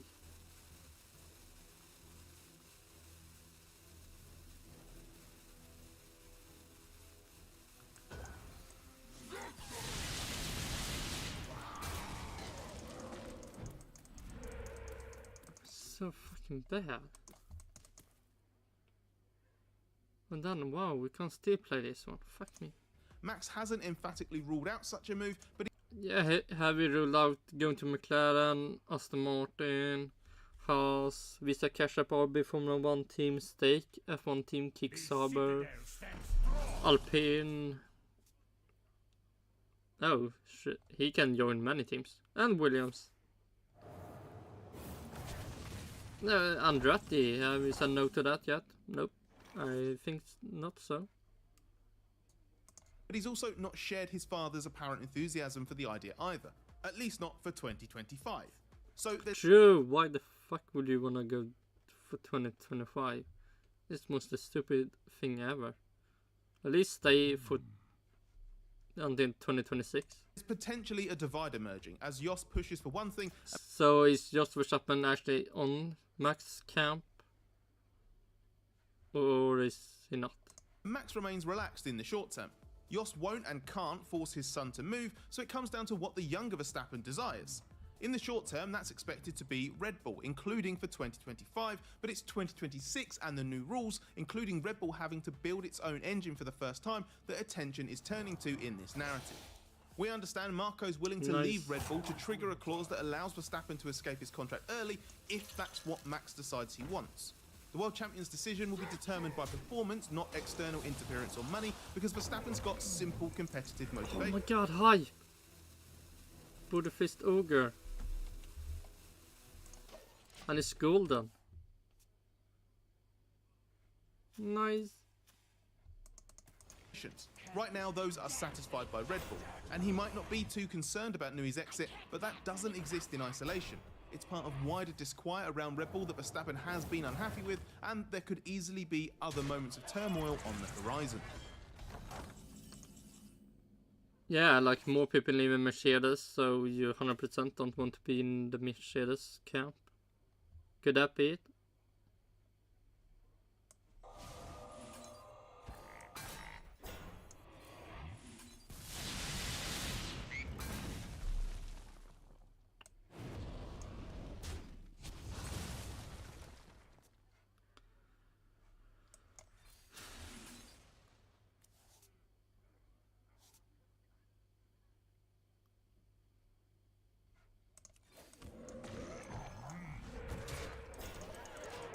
Me smash.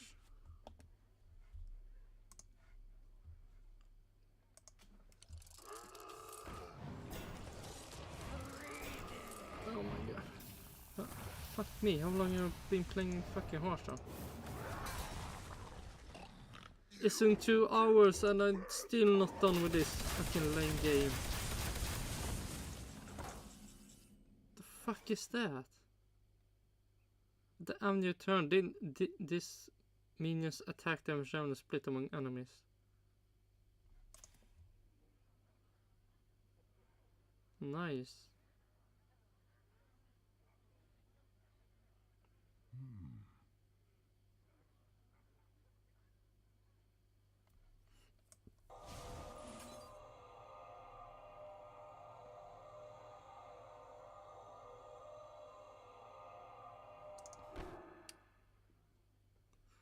Do this at the end of your turn deal. Okay, so it's every turn. Fucking lame.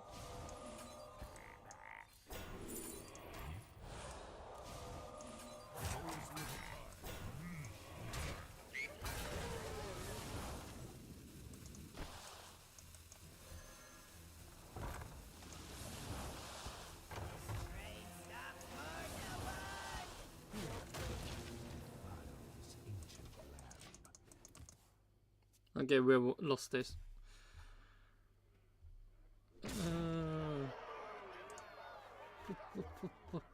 Fucking 2 hours of Hearthstone. me.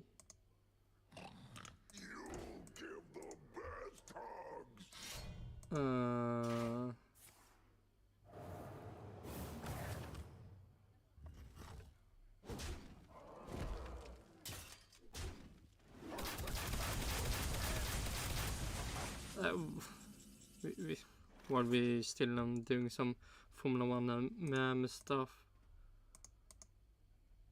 Oh, we can do Williams. The event. James Wowles. There was so much about Williams in the race stuff. Man, it's so depressing that the Williams. Oh shit, they're not done. One more fucking disgusting card.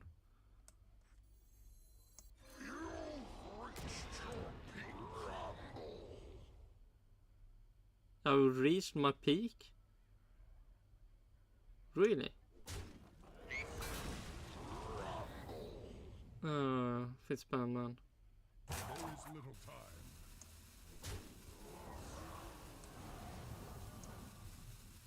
Now you fucking play our weapon. Fuck me.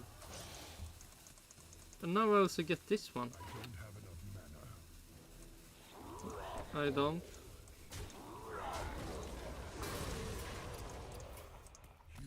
Oh, so lame. Okay, James The Watts. event in Miami is spectacular now. Oh yeah, fuck me. Williams. Still no points for them. Why? And then Haas get their fucking points. When you stand on the grid and look around at all of the fan base that's come towards us, it's a fantastic atmosphere, a party atmosphere, and one where I think Miami have done a fantastic job across the last 3 years, making one of the best races in the world. The race. Nah, don't lie, please. That's no. Itself was interesting, both the sprint. Japan have done so much more than fucking USA / fucking Miami will ever do. First of all, I mean, the people, then the track. I mean, it sounds like China is almost up there also. But fucking Miami? Really? And the people? What? Race and fucking obviously USA. the main GP on Sunday. But for us, it was one to forget. In terms of Logan, he didn't put It's fucking true. Sounds like you say that after every weekend. Hopefully you can say this weekend was actually good. And I can say, Harson is done. Fuck this. And now we can actually do some fish collection in Minecraft. So much more fun. I mean, how many fishes have I collected now? Where do we have it? 581 fishes. I need 9, 10, 119, 2,190 more fishes to be collected. And I don't even know what I will actually do with this collection. I'm just collecting it for fun. And mostly I already started with the collection. After getting the blue axolotls, fuck me. Axolotti, did you say that? Either way, after I got the blue one, I already started with some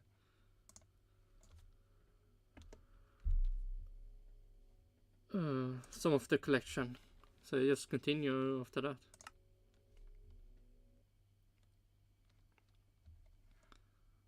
a foot wrong, but Magnussen. Oh.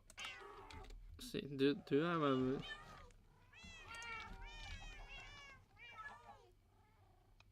No, I don't have it on me, but I have it here.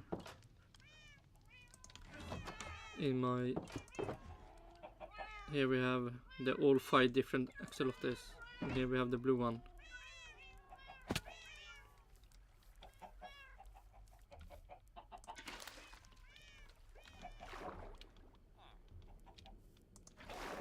And also picked this up before they changed the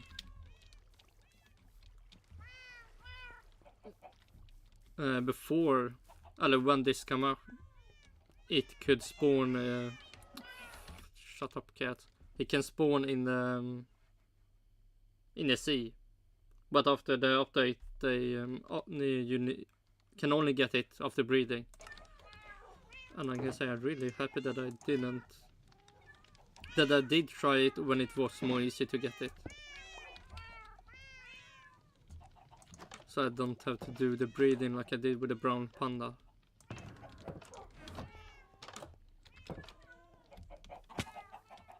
That was something else. Let's see, can we see it? Nope. No fishes that should be collected.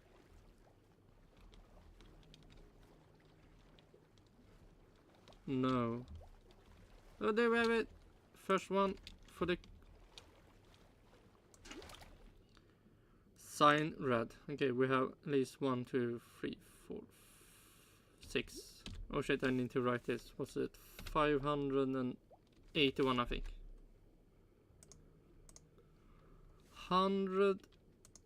581. It was that. So maybe 600 today. Or today, or maybe tomorrow.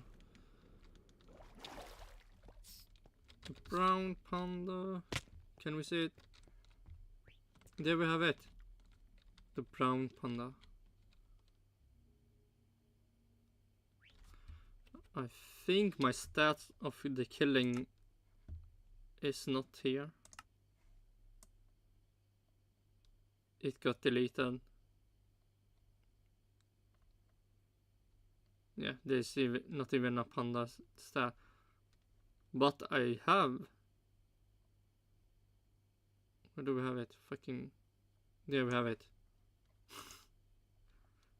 Something can maybe have happened against some horses.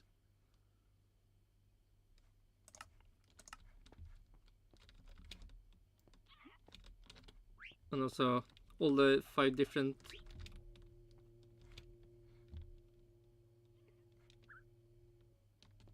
parrot is gone. Also one of the pandas, the playful, I think, did maybe play too much and no longer exist in the zoo area. So that would be something to get again. Okay, back to James. Wow. Took him out, and the result was extensive. It's a floor, rear suspension again, and gearbox getting damaged. And in a again, that doesn't sound good. Season where we've had strong attrition in terms of parts so far, we simply need to capitalize and move forward and add performance to the car. Now we have that coming across Imola, Monaco, and Canada. There's good performance coming. But with the damage that was created this weekend, it puts us a little bit more on the back foot. Fortunately, now we're in a situation where we have 3 cars able to be used, and hopefully the third of those chassis will just remain where it is. Hopefully no more crashes, so you can keep them also. Box for the rest of the season. Going forward, though, what's clear is we've fallen back in this development race, playing catch up. We've got to start bringing performance to the car, and quickly, in order to fight our way back up into what is a very close fought midfield championship.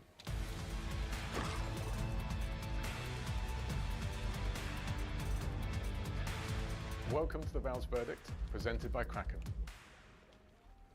My crack.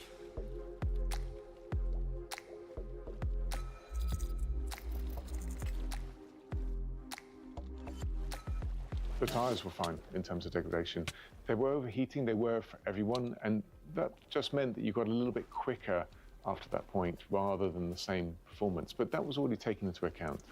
It was more that there was 2 ways of racing in Miami. The first is to go for that aggressive early undercut and take positions. And not all teams can react in that regard. When you have 2 cars and 1 pit box, one of those will lose out, as you saw. The second is once you've lost that ability, you just stay out and wait and hope that there's a safety car at a later stage that allows you to stop and come back into the field. And that's what a number of cars did, including Esteban, for example, that did benefit from that. And Norris as well, who benefited from the win. So there's just two different ways of doing it. The undercut wasn't huge, it was a few tenths, but it's enough to make a position relative to the teams around you.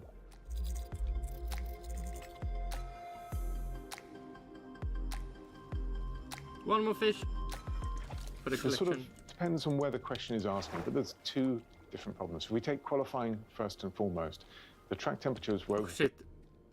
Alex Albon had like... Was it after 3 laps the tires was bad? 50 degrees Celsius. And what was happening was that if you extracted just a little bit too much performance out of that first sector, out of those high-speed corners, the tires were done. You weren't able to get a lap time out of them afterwards. The converse is, and our drivers did it, many drivers commented the same, if you underhit that first sector in order to have the rest of the lap, you weren't sure how much time you left on the table, and it was a fine balancing act between those two. But in those very, very warm temperatures, the tires were just overheating and struggling as the result. The second point that you may be referring to is Alex's large lockup that he had in the race. That wasn't related to the tires. Actually, on lap 50, Alex went across the same bollard that Verstappen did, and he broke... shit, yeah, he just... Something happened. Floor, and the damage was huge. We didn't realize how much instantaneously, but just a lap later it became very clear how much it was. And it was something circa a second or so of lap time performance, just to give everyone an idea. And it meant that when he hit the brakes, coming into 11, there was no downforce to stop the car. He locked up, lost all those positions and went off.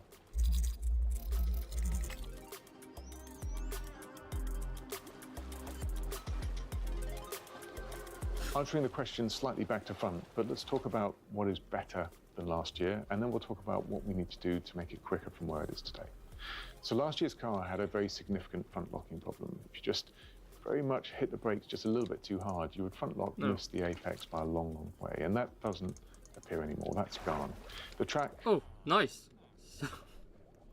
There is something good with this car. Also, specificity of the car last year was high. In other words, there were tracks where it was very, very performant and others where it was very poor.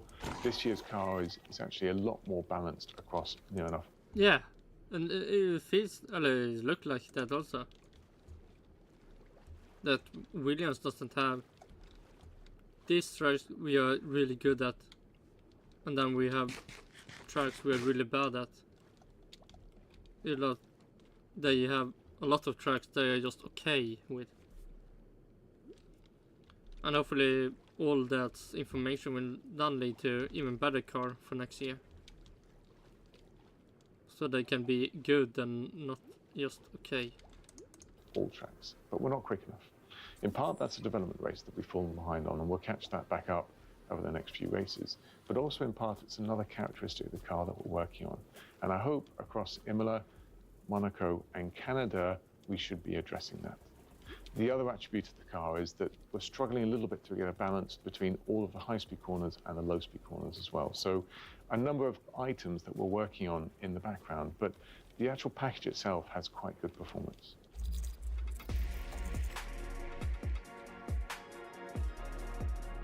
One more fish for the collection. It's been fantastic having Pat on board. It allows us to really have more than one person having eyes on what issues we have today and where we want to be in 1 year, 3 years, and 5 years from now, because that's the time period. What the fuck did he say? And where we want to be in 1 year and having on board. It allows us to, the package itself has quite good performance. Yeah. Oh, Pat Fry. Oh shit, isn't that Pat Fry? Man, wonder what Frank Williams would have thought if James Bowes had joined the team when he still was at the team. Let's see, Pat Fry. Let's see, didn't Pat Fry leaves Alpine.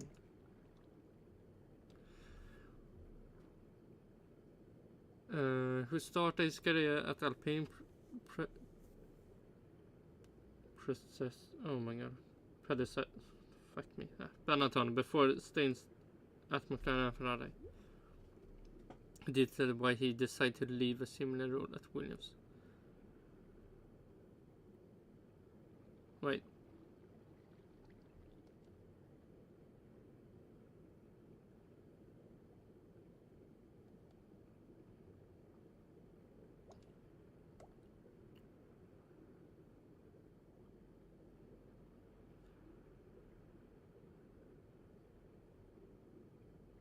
Does leave similar role at Williams.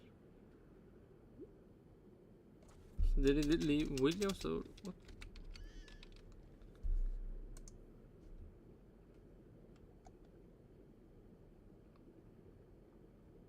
It must be. Yeah, fuck me, that information was so weird. Stated weird. But yeah, he left Alpine and are now in Williams.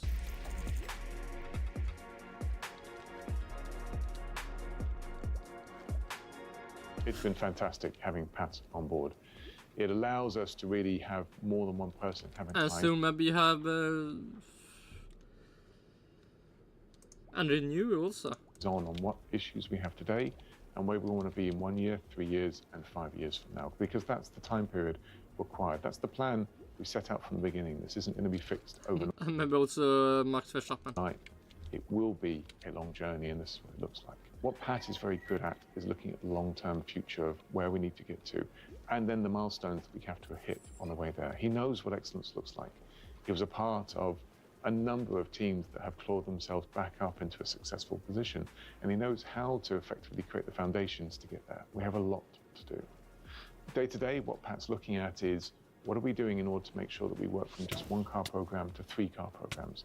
How do we structure ourselves within the design office, but also how do we work with operations in order to get the time it takes from an idea to the track reduced significantly? What facilities do we need? How do we bring everyone together? What ideas are being captured and are they being worked in the right way? How should Aero work together with a design office? All of these are sort of by hiring any new, right?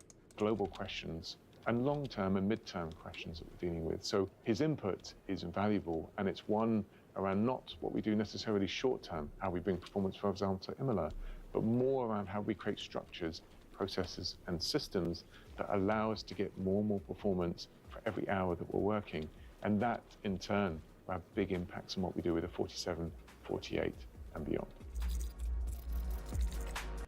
See, where does this leave Logan's car for Imola, and are they still bringing for performance to Imola? Let's hear.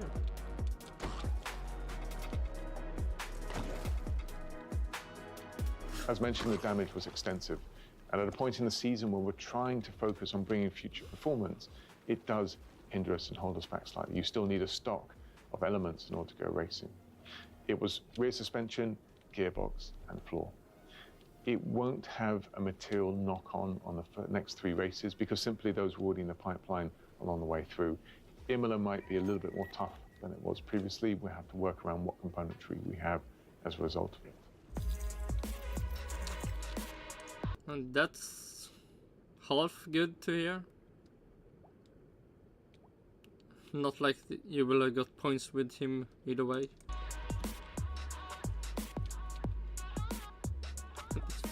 The main thing I'm looking forward to over the next 2 weeks is that we're done with the flyaway races.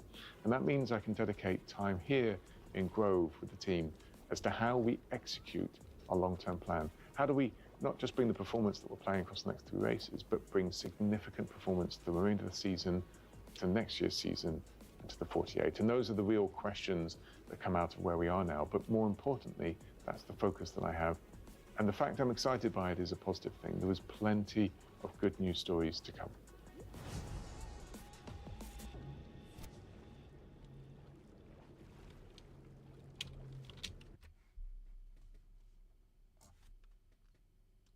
Yeah. I mean... Elias, my trainer. Yeah, quite.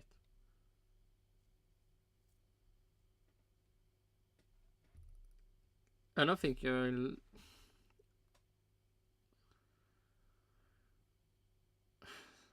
Sounds like, I mean, every weekend after Williams have been racing. You know, like he did in this clip. It was almost stating the same problem he has stated like in every clip they have made since, I don't know, when I started watching.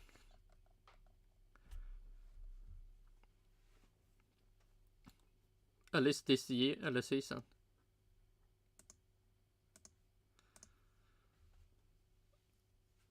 Let's see what.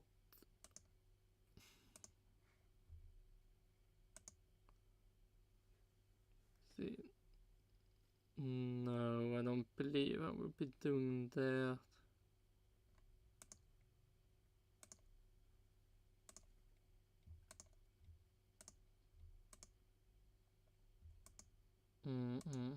Man, the horse match took so long.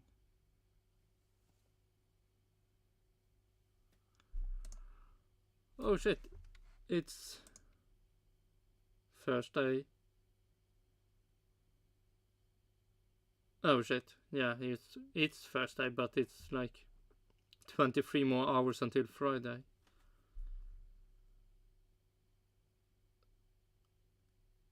So it's an IndyCar. Let's see.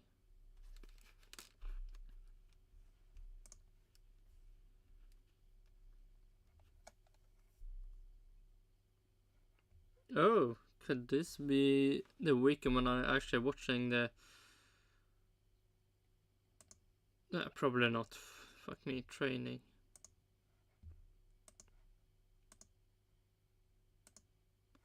Let's see. So in 1 day and 30 minutes, 21 hours and 30 minutes, we have the qualifying.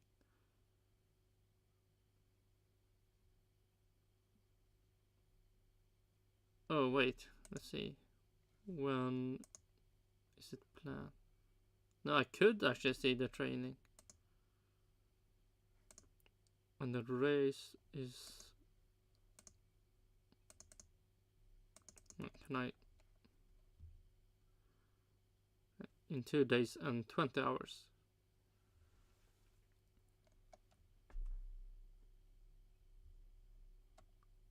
But the qualifying is on Friday and then the race on Saturday.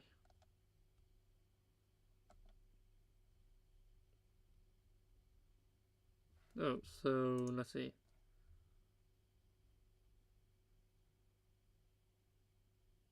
No, okay, today is the first day, right?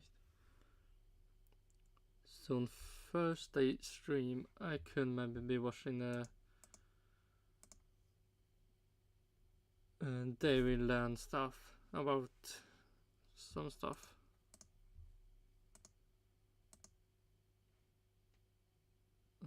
Until, okay, what can I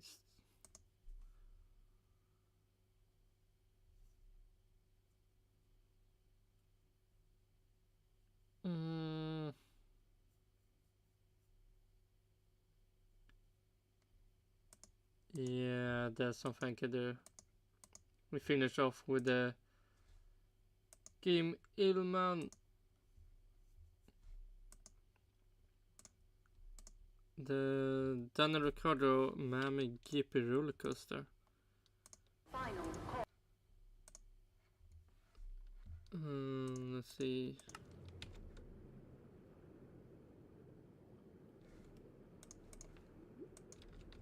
One, 2, 3, 4, 5, 6, 7, 8, 9, 10. 10 fishes. Maybe I play until I get at least over 600. Okay, that's what I will do. Until I get 600, we will watch every Kym Illman clip I still have not been watched. But we start with Daniel Ricciardo's Miami GP roller coaster. G'day from the Hilton Hotel in Aventura, Miami, and what a day it was today. Daniel Ricciardo absolutely killed it in the sprint race, ending up 4th. Oh shit, Lando Norris ran over the track. Did he get any penalty for that? Or a fine? Or did everyone forgot that thing happened? Later on the day, not so good. So the race started at 12 noon, and by the time he'd got round turn 2, he was actually in 3rd position. I looked up at the board and thought, whoa!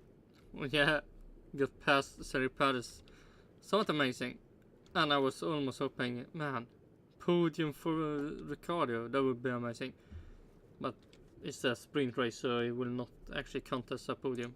We are in for a ripper of a day here. 19 laps later, he crossed the line in 4th position. In the media pen post-race, he said fighting towards the front is so much nicer.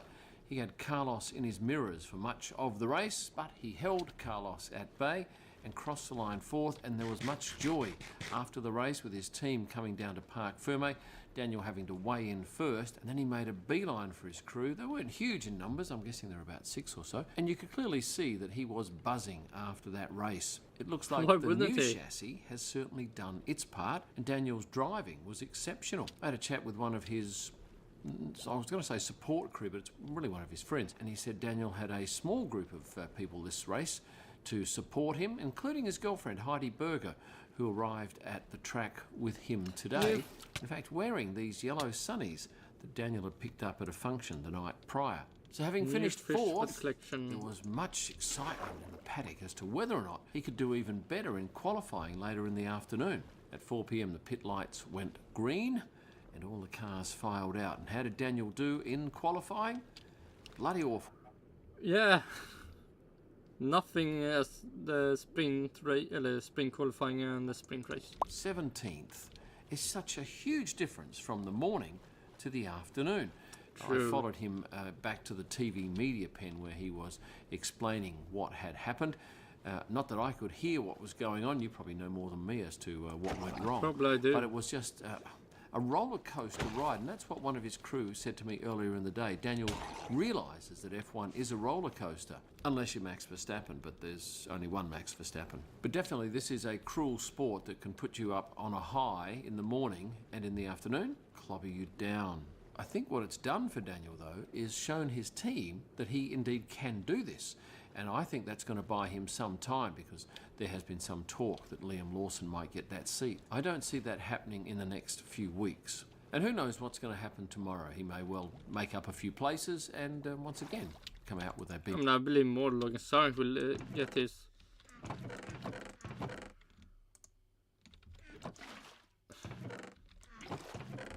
Get his seat and stolen. Done Ricciardo. Smile at the end. I certainly hope so, because I think the sport needs Daniel Ricciardo in a car. The sport needs Ricciardo.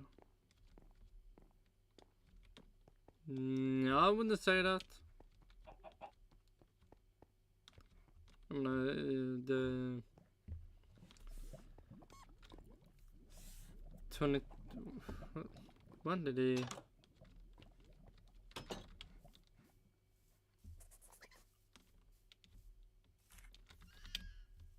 Was it 2022? Oh yeah, he was still in McLaren 2022.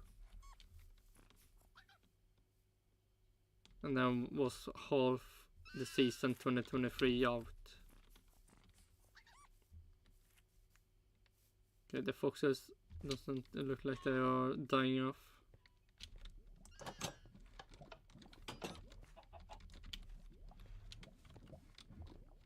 So the start of the season of 2023 worked really good without Ricciardo, so... Not behind a microphone. Let's go back to that sprint race, because I was at turn 1 photographing the field as they went round. I was perhaps a little bit tight on the action when the cars came towards me, and then I followed, and I don't know why 11. I picked Lando to follow around, but luckily I did, because I managed to get this picture of Lando. Well, when I say this picture, I got 9/10 of his car in the air after he had that collision. And when I was photographing, I had no idea that he'd been turned around. It was only when I panned further to the left that I saw his car facing the opposite direction and off. Wait, you succeeded to take all that photos and you... doesn't realize that? Back. And then he got out of his car He walked across the track and down. Yeah. Did he get any penalties or... what's it called? When you pay for it? Pit lane. And I understand that there is an investigation going on now into that particular incident. It is very similar to what happened with Lewis Hamilton in Qatar last year, where he too walked across the track. But am I right in thinking there's a huge fine for this? I've just done my homework, and indeed, yes, he did get a fine. He got a fine. So he did, but nobody mentioned it. Fuck. On a 50,000 euros, which is suspended Lewis until Hamilton Britain fish. commits a similar offence. So really, it's a warning. And what should he have done? Well, I understand he should have got off the track on the same side of it that he crashed on, which meant he would have been on the outside of the track and probably not have been able to get back to his garage for quite some time, perhaps 20, or probably at the end of the race, given that it's only a short race. I'm not sure what it is about Miami, but it certainly attracts the partners. And today, I think we had pretty much just about everyone's partner in attendance. George Russell arrived with his girlfriend, Carmen. I loved her top. I thought it was very classy. Kelly Piquet was also in pit lane. No pictures to speak of. Charles Leclerc arrived with Alexandra, his girlfriend. Rebecca Donaldson was at the track. Actually, I saw both her and Alexandra in the paddock. Rebecca goes out with Carlos. Fernando Alonso arrived with his girlfriend, Melissa Jimenez, with his sister Lorena and Lorena's daughter, along with his mum, Anna. That's the first time I've seen his mum at the track. Pierre Gasly's girlfriend Kika was with him, although I didn't get a photo of them as they came. So you can say a lot of money was spent to just get all these people there. I mean, today, Nico Hulkenberg's wife Egle is also with us, or Sunny as she's better known to her friends and family. And interestingly, Tiffany Cromwell came in with Valtteri today, and I asked them about these fans that I photographed the other day. I said, did you realise these people were out there? And they said, yes, they are super fans. We have met them. We can confirm their status as super fans, and they are lovely people. I also believe those shirts are pretty inexpensive to get. Perhaps I should get them, but at the moment all I have is bucket hats. And this, the blue one, there's still some of those left for pre-order. They haven't actually been made yet, but they're being made shortly. And this is the grey, both of them available at... Wait. But they're being made shortly. And this is the... This, the blue one, there's still some of those left for pre-order. They haven't actually been made yet, but they're being made shortly. And this is the grey, both of them. Does look white, but okay, grey. Available at Kym. Really bright light grey. Illman.com. Är det grävlingen som kommer? No. Ja, det är det. The Ica Bank. Upptäck nya Brown Series 9 skäggtrimmer. Professionell precision och 100% kontroll. Oh, I nearly forgot. Mick Schumacher had his girlfriend Leila Hasanovic with Come on, Mercedes. Bring Mick Schumacher into the Mercedes and fucking Max Verstappen. Today. I saw Liam Lawson today and we talked about the fact there's only 3 of his signed prints left. But we haven't seen his girlfriend at the track yet. Hannah St. John is her name. At some point, I'm sure she will turn up at a track. Now, given that you probably weren't in the paddock today, let me tell you some of the people that I came across. Patrick Mahomes is one of them. Probably that'll mean something to about 30% of you watching. But Patrick Mahomes is indeed a big name in sports here in this country. So, 100% no.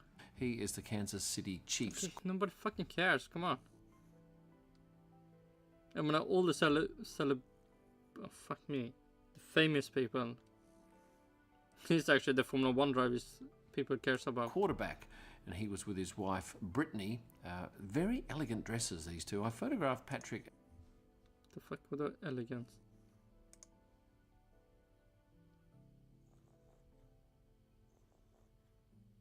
Okay, sure. Very elegant dresses, these two. I photographed Patrick and his wife before, but today they were very much in demand, big security presence around them, but I did manage to get a few shots of the pair. Ed Sheeran was here, but I can't show you any photos of Ed because I missed him. And yesterday, Kendall Jenner actually went for a hot lap with Lewis Hamilton. Now, I imagine that must be something special to go for a lap with a 7-time world champion. And I photographed... Yeah, that are in the Mercedes and can maybe get 2 points per weekend. Must be really amazing to be with. After Kendall's mother, going back to a race in Monaco, going back a few years ago now. While we're on the subject of Lewis, let me tell you about his outfit today. It was something special. A whole lot of reflective mylar discs on a pants and jacket suit. I mean, 100% a GTA 5 clothes. I think he is in a online lobby trying to show off. However, the shot I needed was when Lewis was in the sun, but unfortunately, this cameraman walked the entire length of the paddock in Lewis's face. Now, that is very poor form, and a number of photographers actually chipped him about it. Normally, we'll wear the fact that he might walk for 30 or 40 metres, but 100? Taking up all of our shots? There was great anger amongst the photographers, and I'll be very keen to see if he makes that mistake again. Oh, and the network? He will. DAZN. F1 at the moment is looking to get more and more women involved in the sport, and one of those women who's been at the forefront is Ruth Buscombe, who was a strategist, and I say was a strategist at stake. Kick Sauber F1 team.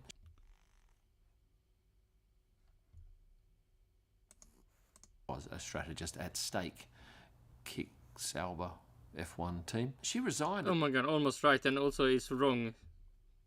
You see, it's Alfa Romeo. Come on, fucking Kym Illman.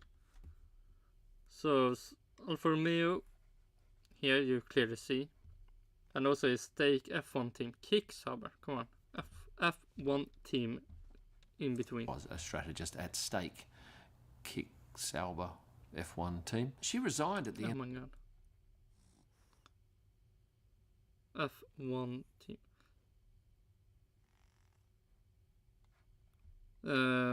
They write it. Wait. No. End of last year. And I was delighted and surprised to see that she's turned up this year as a strategist for Formula One TV. She certainly knows her stuff, and she has the same degree that Hannah Schmitz has from Red Bull. Nice. Other things I saw in the paddock today, we had Gunther Steiner arrive with his lovely wife Gertrude and daughter Greta. And I note that Greta's wearing a Palm Angels t-shirt, and Palm Angels was a sponsor of Haas, Gunther's ex-team. You're probably aware that I do features on Instagram, watches of the paddock, men of the paddock, women of the paddock, handbags of the paddock. Yes, handbags. And I saw one yesterday that blew my mind. This one here is a €34,000 handbag. Why? It's a Birkin from Hermes. Somebody asked me what material it was, and I asked my son's girlfriend, Bree, to do some homework. She tells me it's just canvas for $32,000. Okay, that's 100% worth it. Euros. And while we're on the subject of... I mean, if you need to waste money, why not? And that's also probably just one of 10, maybe. Of high-end goods. Have a look at the watch that Patrick Mahomes was wearing today. No, this one more beautiful Rolex. And were the date and day correct? Oh, you got half right. It was Saturday, but unfortunately was not the 6th. But is that as impressive as this Breitling, which I gather is only available to those who have bought a Bentley?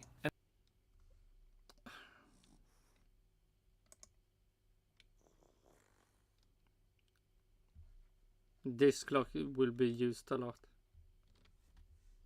Probably never. Or every time he put it on the arm, he will use it. Never when he actually wear it. Which I gather is only available to those who have bought a Bentley. And for lunch, what did I have? Well, I ventured down to the F1 garage. This is a facility that will set you back probably $20,000 to $30,000 for the 3-day ticket. But my gosh, the food you eat is something special. And Gary Cutliff is the chef, and he made me this stunningly presented and extremely tasting dish of shaved melon and scallops. It's a cold dish, and I can tell you that I have seldom eaten something so spectacular. And if you're lucky enough to get that particular dish when you go to the F1 garage, I think you too will give it a 9.6 out of 10. Oh, and there's also a little moist towelette ceremony that they go through where they... The fuck? Oh shit.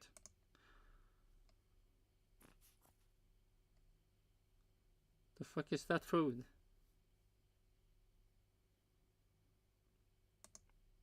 Thing special. And Gary Cutliff is the chef, and he made me this stunningly presented and extremely tasting dish of shaved melon and scallops. It's a cold dish, and I can tell you... I mean, if you skip the, I don't know, you said flowers, the purple stuff. You skip that, I would say. Looks something I would eat. But why this purple stuff? That I've seldom eaten something so spectacular. And if you're lucky enough to get that particular dish when you go to the F1 garage, I think you too will give it a 9.6. Maybe the taste, but not the look. Out of 10. Oh, and there's also a little moist towelette ceremony that they go through where they take these compressed towelettes and they put them into this solution which has ginger and something else in it, such that when you wipe your hands and face with it, it's stunningly scented. Another thing today, we had good numbers up in the upper rafters of the stadium, going absolutely crazy for anyone of note that walked into that stadium area. We get similar reactions, but on a much smaller scale, say in Brazil, where the crowd sit just above the TV media pen, but there's certainly not several thousand like there is in this particular stadium. It's something that really stands this race out from anything else. Briefly, I want to tell you about this helmet. This is Esteban Ocon's helmet, and the gentleman holding this is the man behind Orlinski. Now, I know Orlinski because I have been to a couple of French Grand Prix where they have these huge works of art up near the podium. It's impressive. Oh, and should I mention how qualifying went? Well, it went to plan for Max Verstappen, of course, taking out pole position, but not the race. Second, and his teammate Carlos Sainz in third.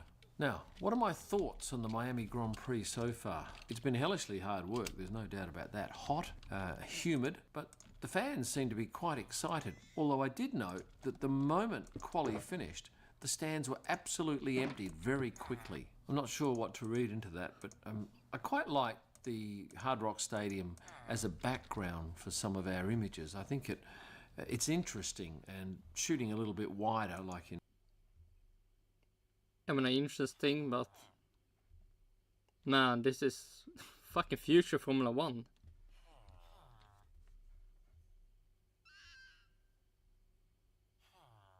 I mean, this 2050 Formula 1. Every Formula 1 Grand Prix is in the cities.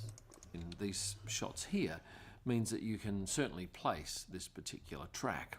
Another thing that made me laugh today, and I've seen this done before with Nick de Vries, where the V-Carb drivers drag in a roller bag. Not that there's anything in there, it's purely a marketing exercise, a publicity stunt. Look, it works because you and I are now talking about this, or at least I'm talking and you're listening about it. But it looks so funny because there's nothing in that roller bag. It's just completely empty with a sign on it. Although to see the sign, it needs to be photographed or videoed from the rear. One of the pains in the arse of travelling all year is laundry, but one of the beauties of this race is that I can drive past this nice coin laundry, that's what it's called, drop my gear off in the morning and pick it up at the end of the day. Good morning. I've got this bag of laundry. Can you do that today for me? Fluff and fold, please. That's it. $10. Beautiful. $10 for a bag of laundry. It's just the best deal. But if you're coming here to do your washing, they only take cash, and luckily I have a little bit in my car here. Oh, and it's not Nice Coin Laundry, it's Nice Coin Laundry. I actually met the manager tonight when I picked up my laundry, and he's indeed from Nice in France. Now, given I'm recording this on the night of quali, I'm excited about the race tomorrow, although I think unless Max... Oh shit! The race have not happened. ...suffers from some mechanical trouble, we'll be seeing him up on the podium. And coming up in the next couple of weeks, I'll do a video about whether or not Max Verstappen is ruining F1. It's an interesting topic because he's such a nice guy to talk to. And he's just look at happy he was when Norris won. And all the sarcasms he always give the media when they give some stupid questions. He's doing Formula 1 He's doing great things for the Formula 1 fans. He's so brilliant. Well, I mean, not Lewis Hamilton fans. 2021 Abu Dhabi. Still not amazing for them, but amazing for everyone else. What he does, but many of us think that the sport is losing its appeal because it is just so predictable when it comes to a Sunday result, with the exception of the Australian One race, more of fish course. for the collection. Now, I imagine you've probably got to go to KymIllman.com to get the blue or the grey or both bucket hats before they sell out. And for a whole lot of extra content, check this out. Thanks for watching. And stay passionate. That I realised, oh, shut the why doesn't this work?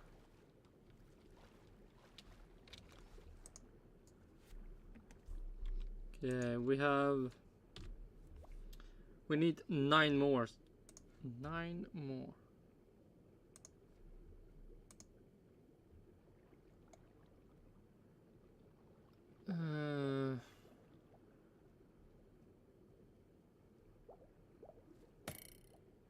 One more trident. Nice. Go away. 9 more will happen tomorrow.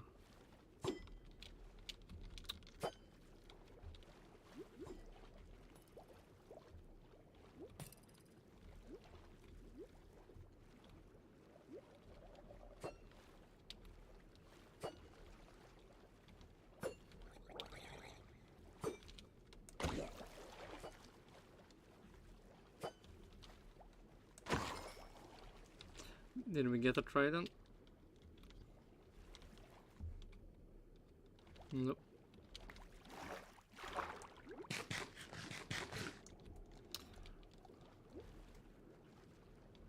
Any more fish for the collection?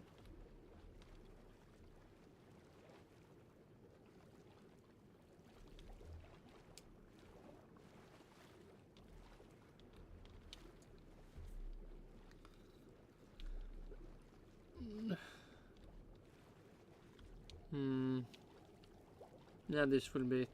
We do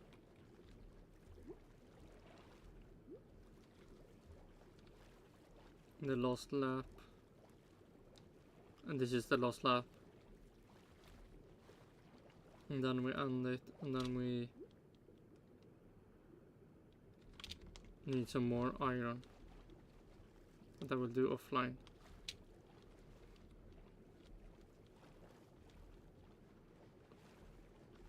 More stuff. When I see any more fish. Nope.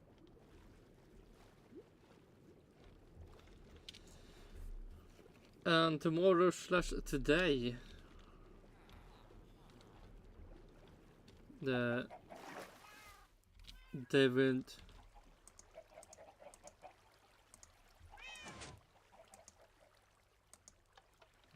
Land clip will be watched.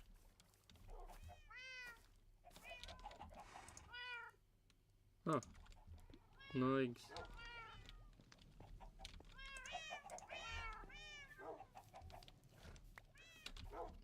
Damn it.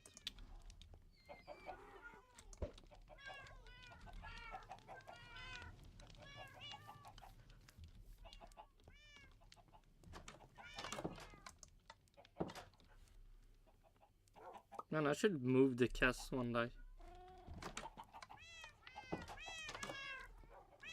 There's so many.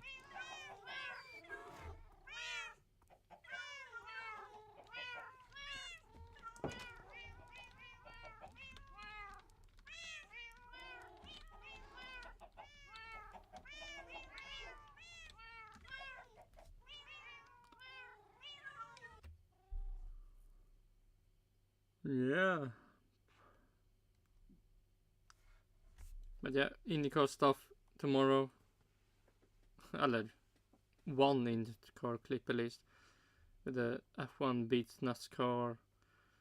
And someone from Penske apparently disbanded. Maybe the one that made them do the disqualifying stuff, so they lost the win in St. Pete.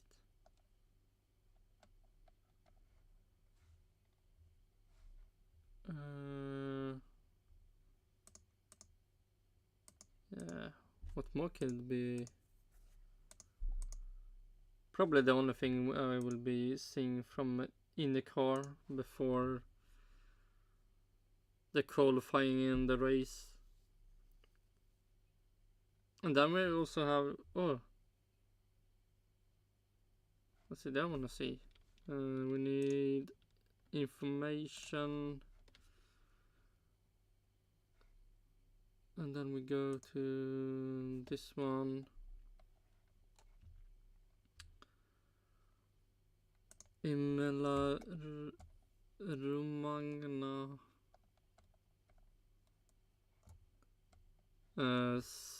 19th May. And IndyCar is 26.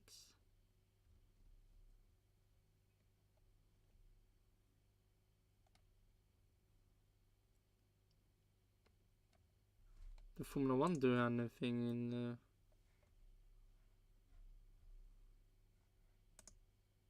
oh, Monaco is okay, so 500 race and Monaco would be on the same day, right? 26. Yeah, 26. That would be interesting. Interesting. The last laps in both the races will be interesting. The rest will be just lame. Like Monaco, the qualifying will be interesting. And before the 500 race also. And then 90% of the first of the race will be boring. And then the last 10% will be interesting. But okay, so we have in some days McLaren race, and then next weekend we have the Formula 1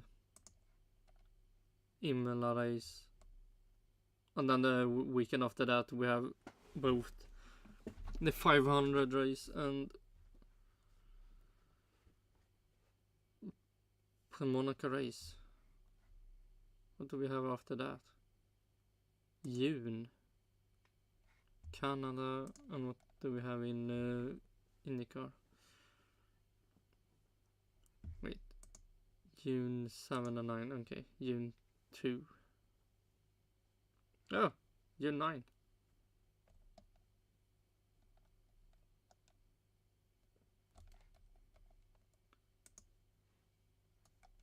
Oh no, I want to see standings.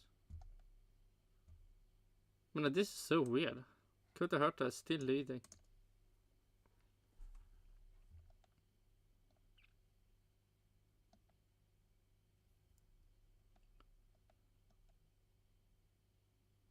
Wait, the fuck do we have? Oh my god, Joseph Newgarden, you're so down there. After getting his race disqualified.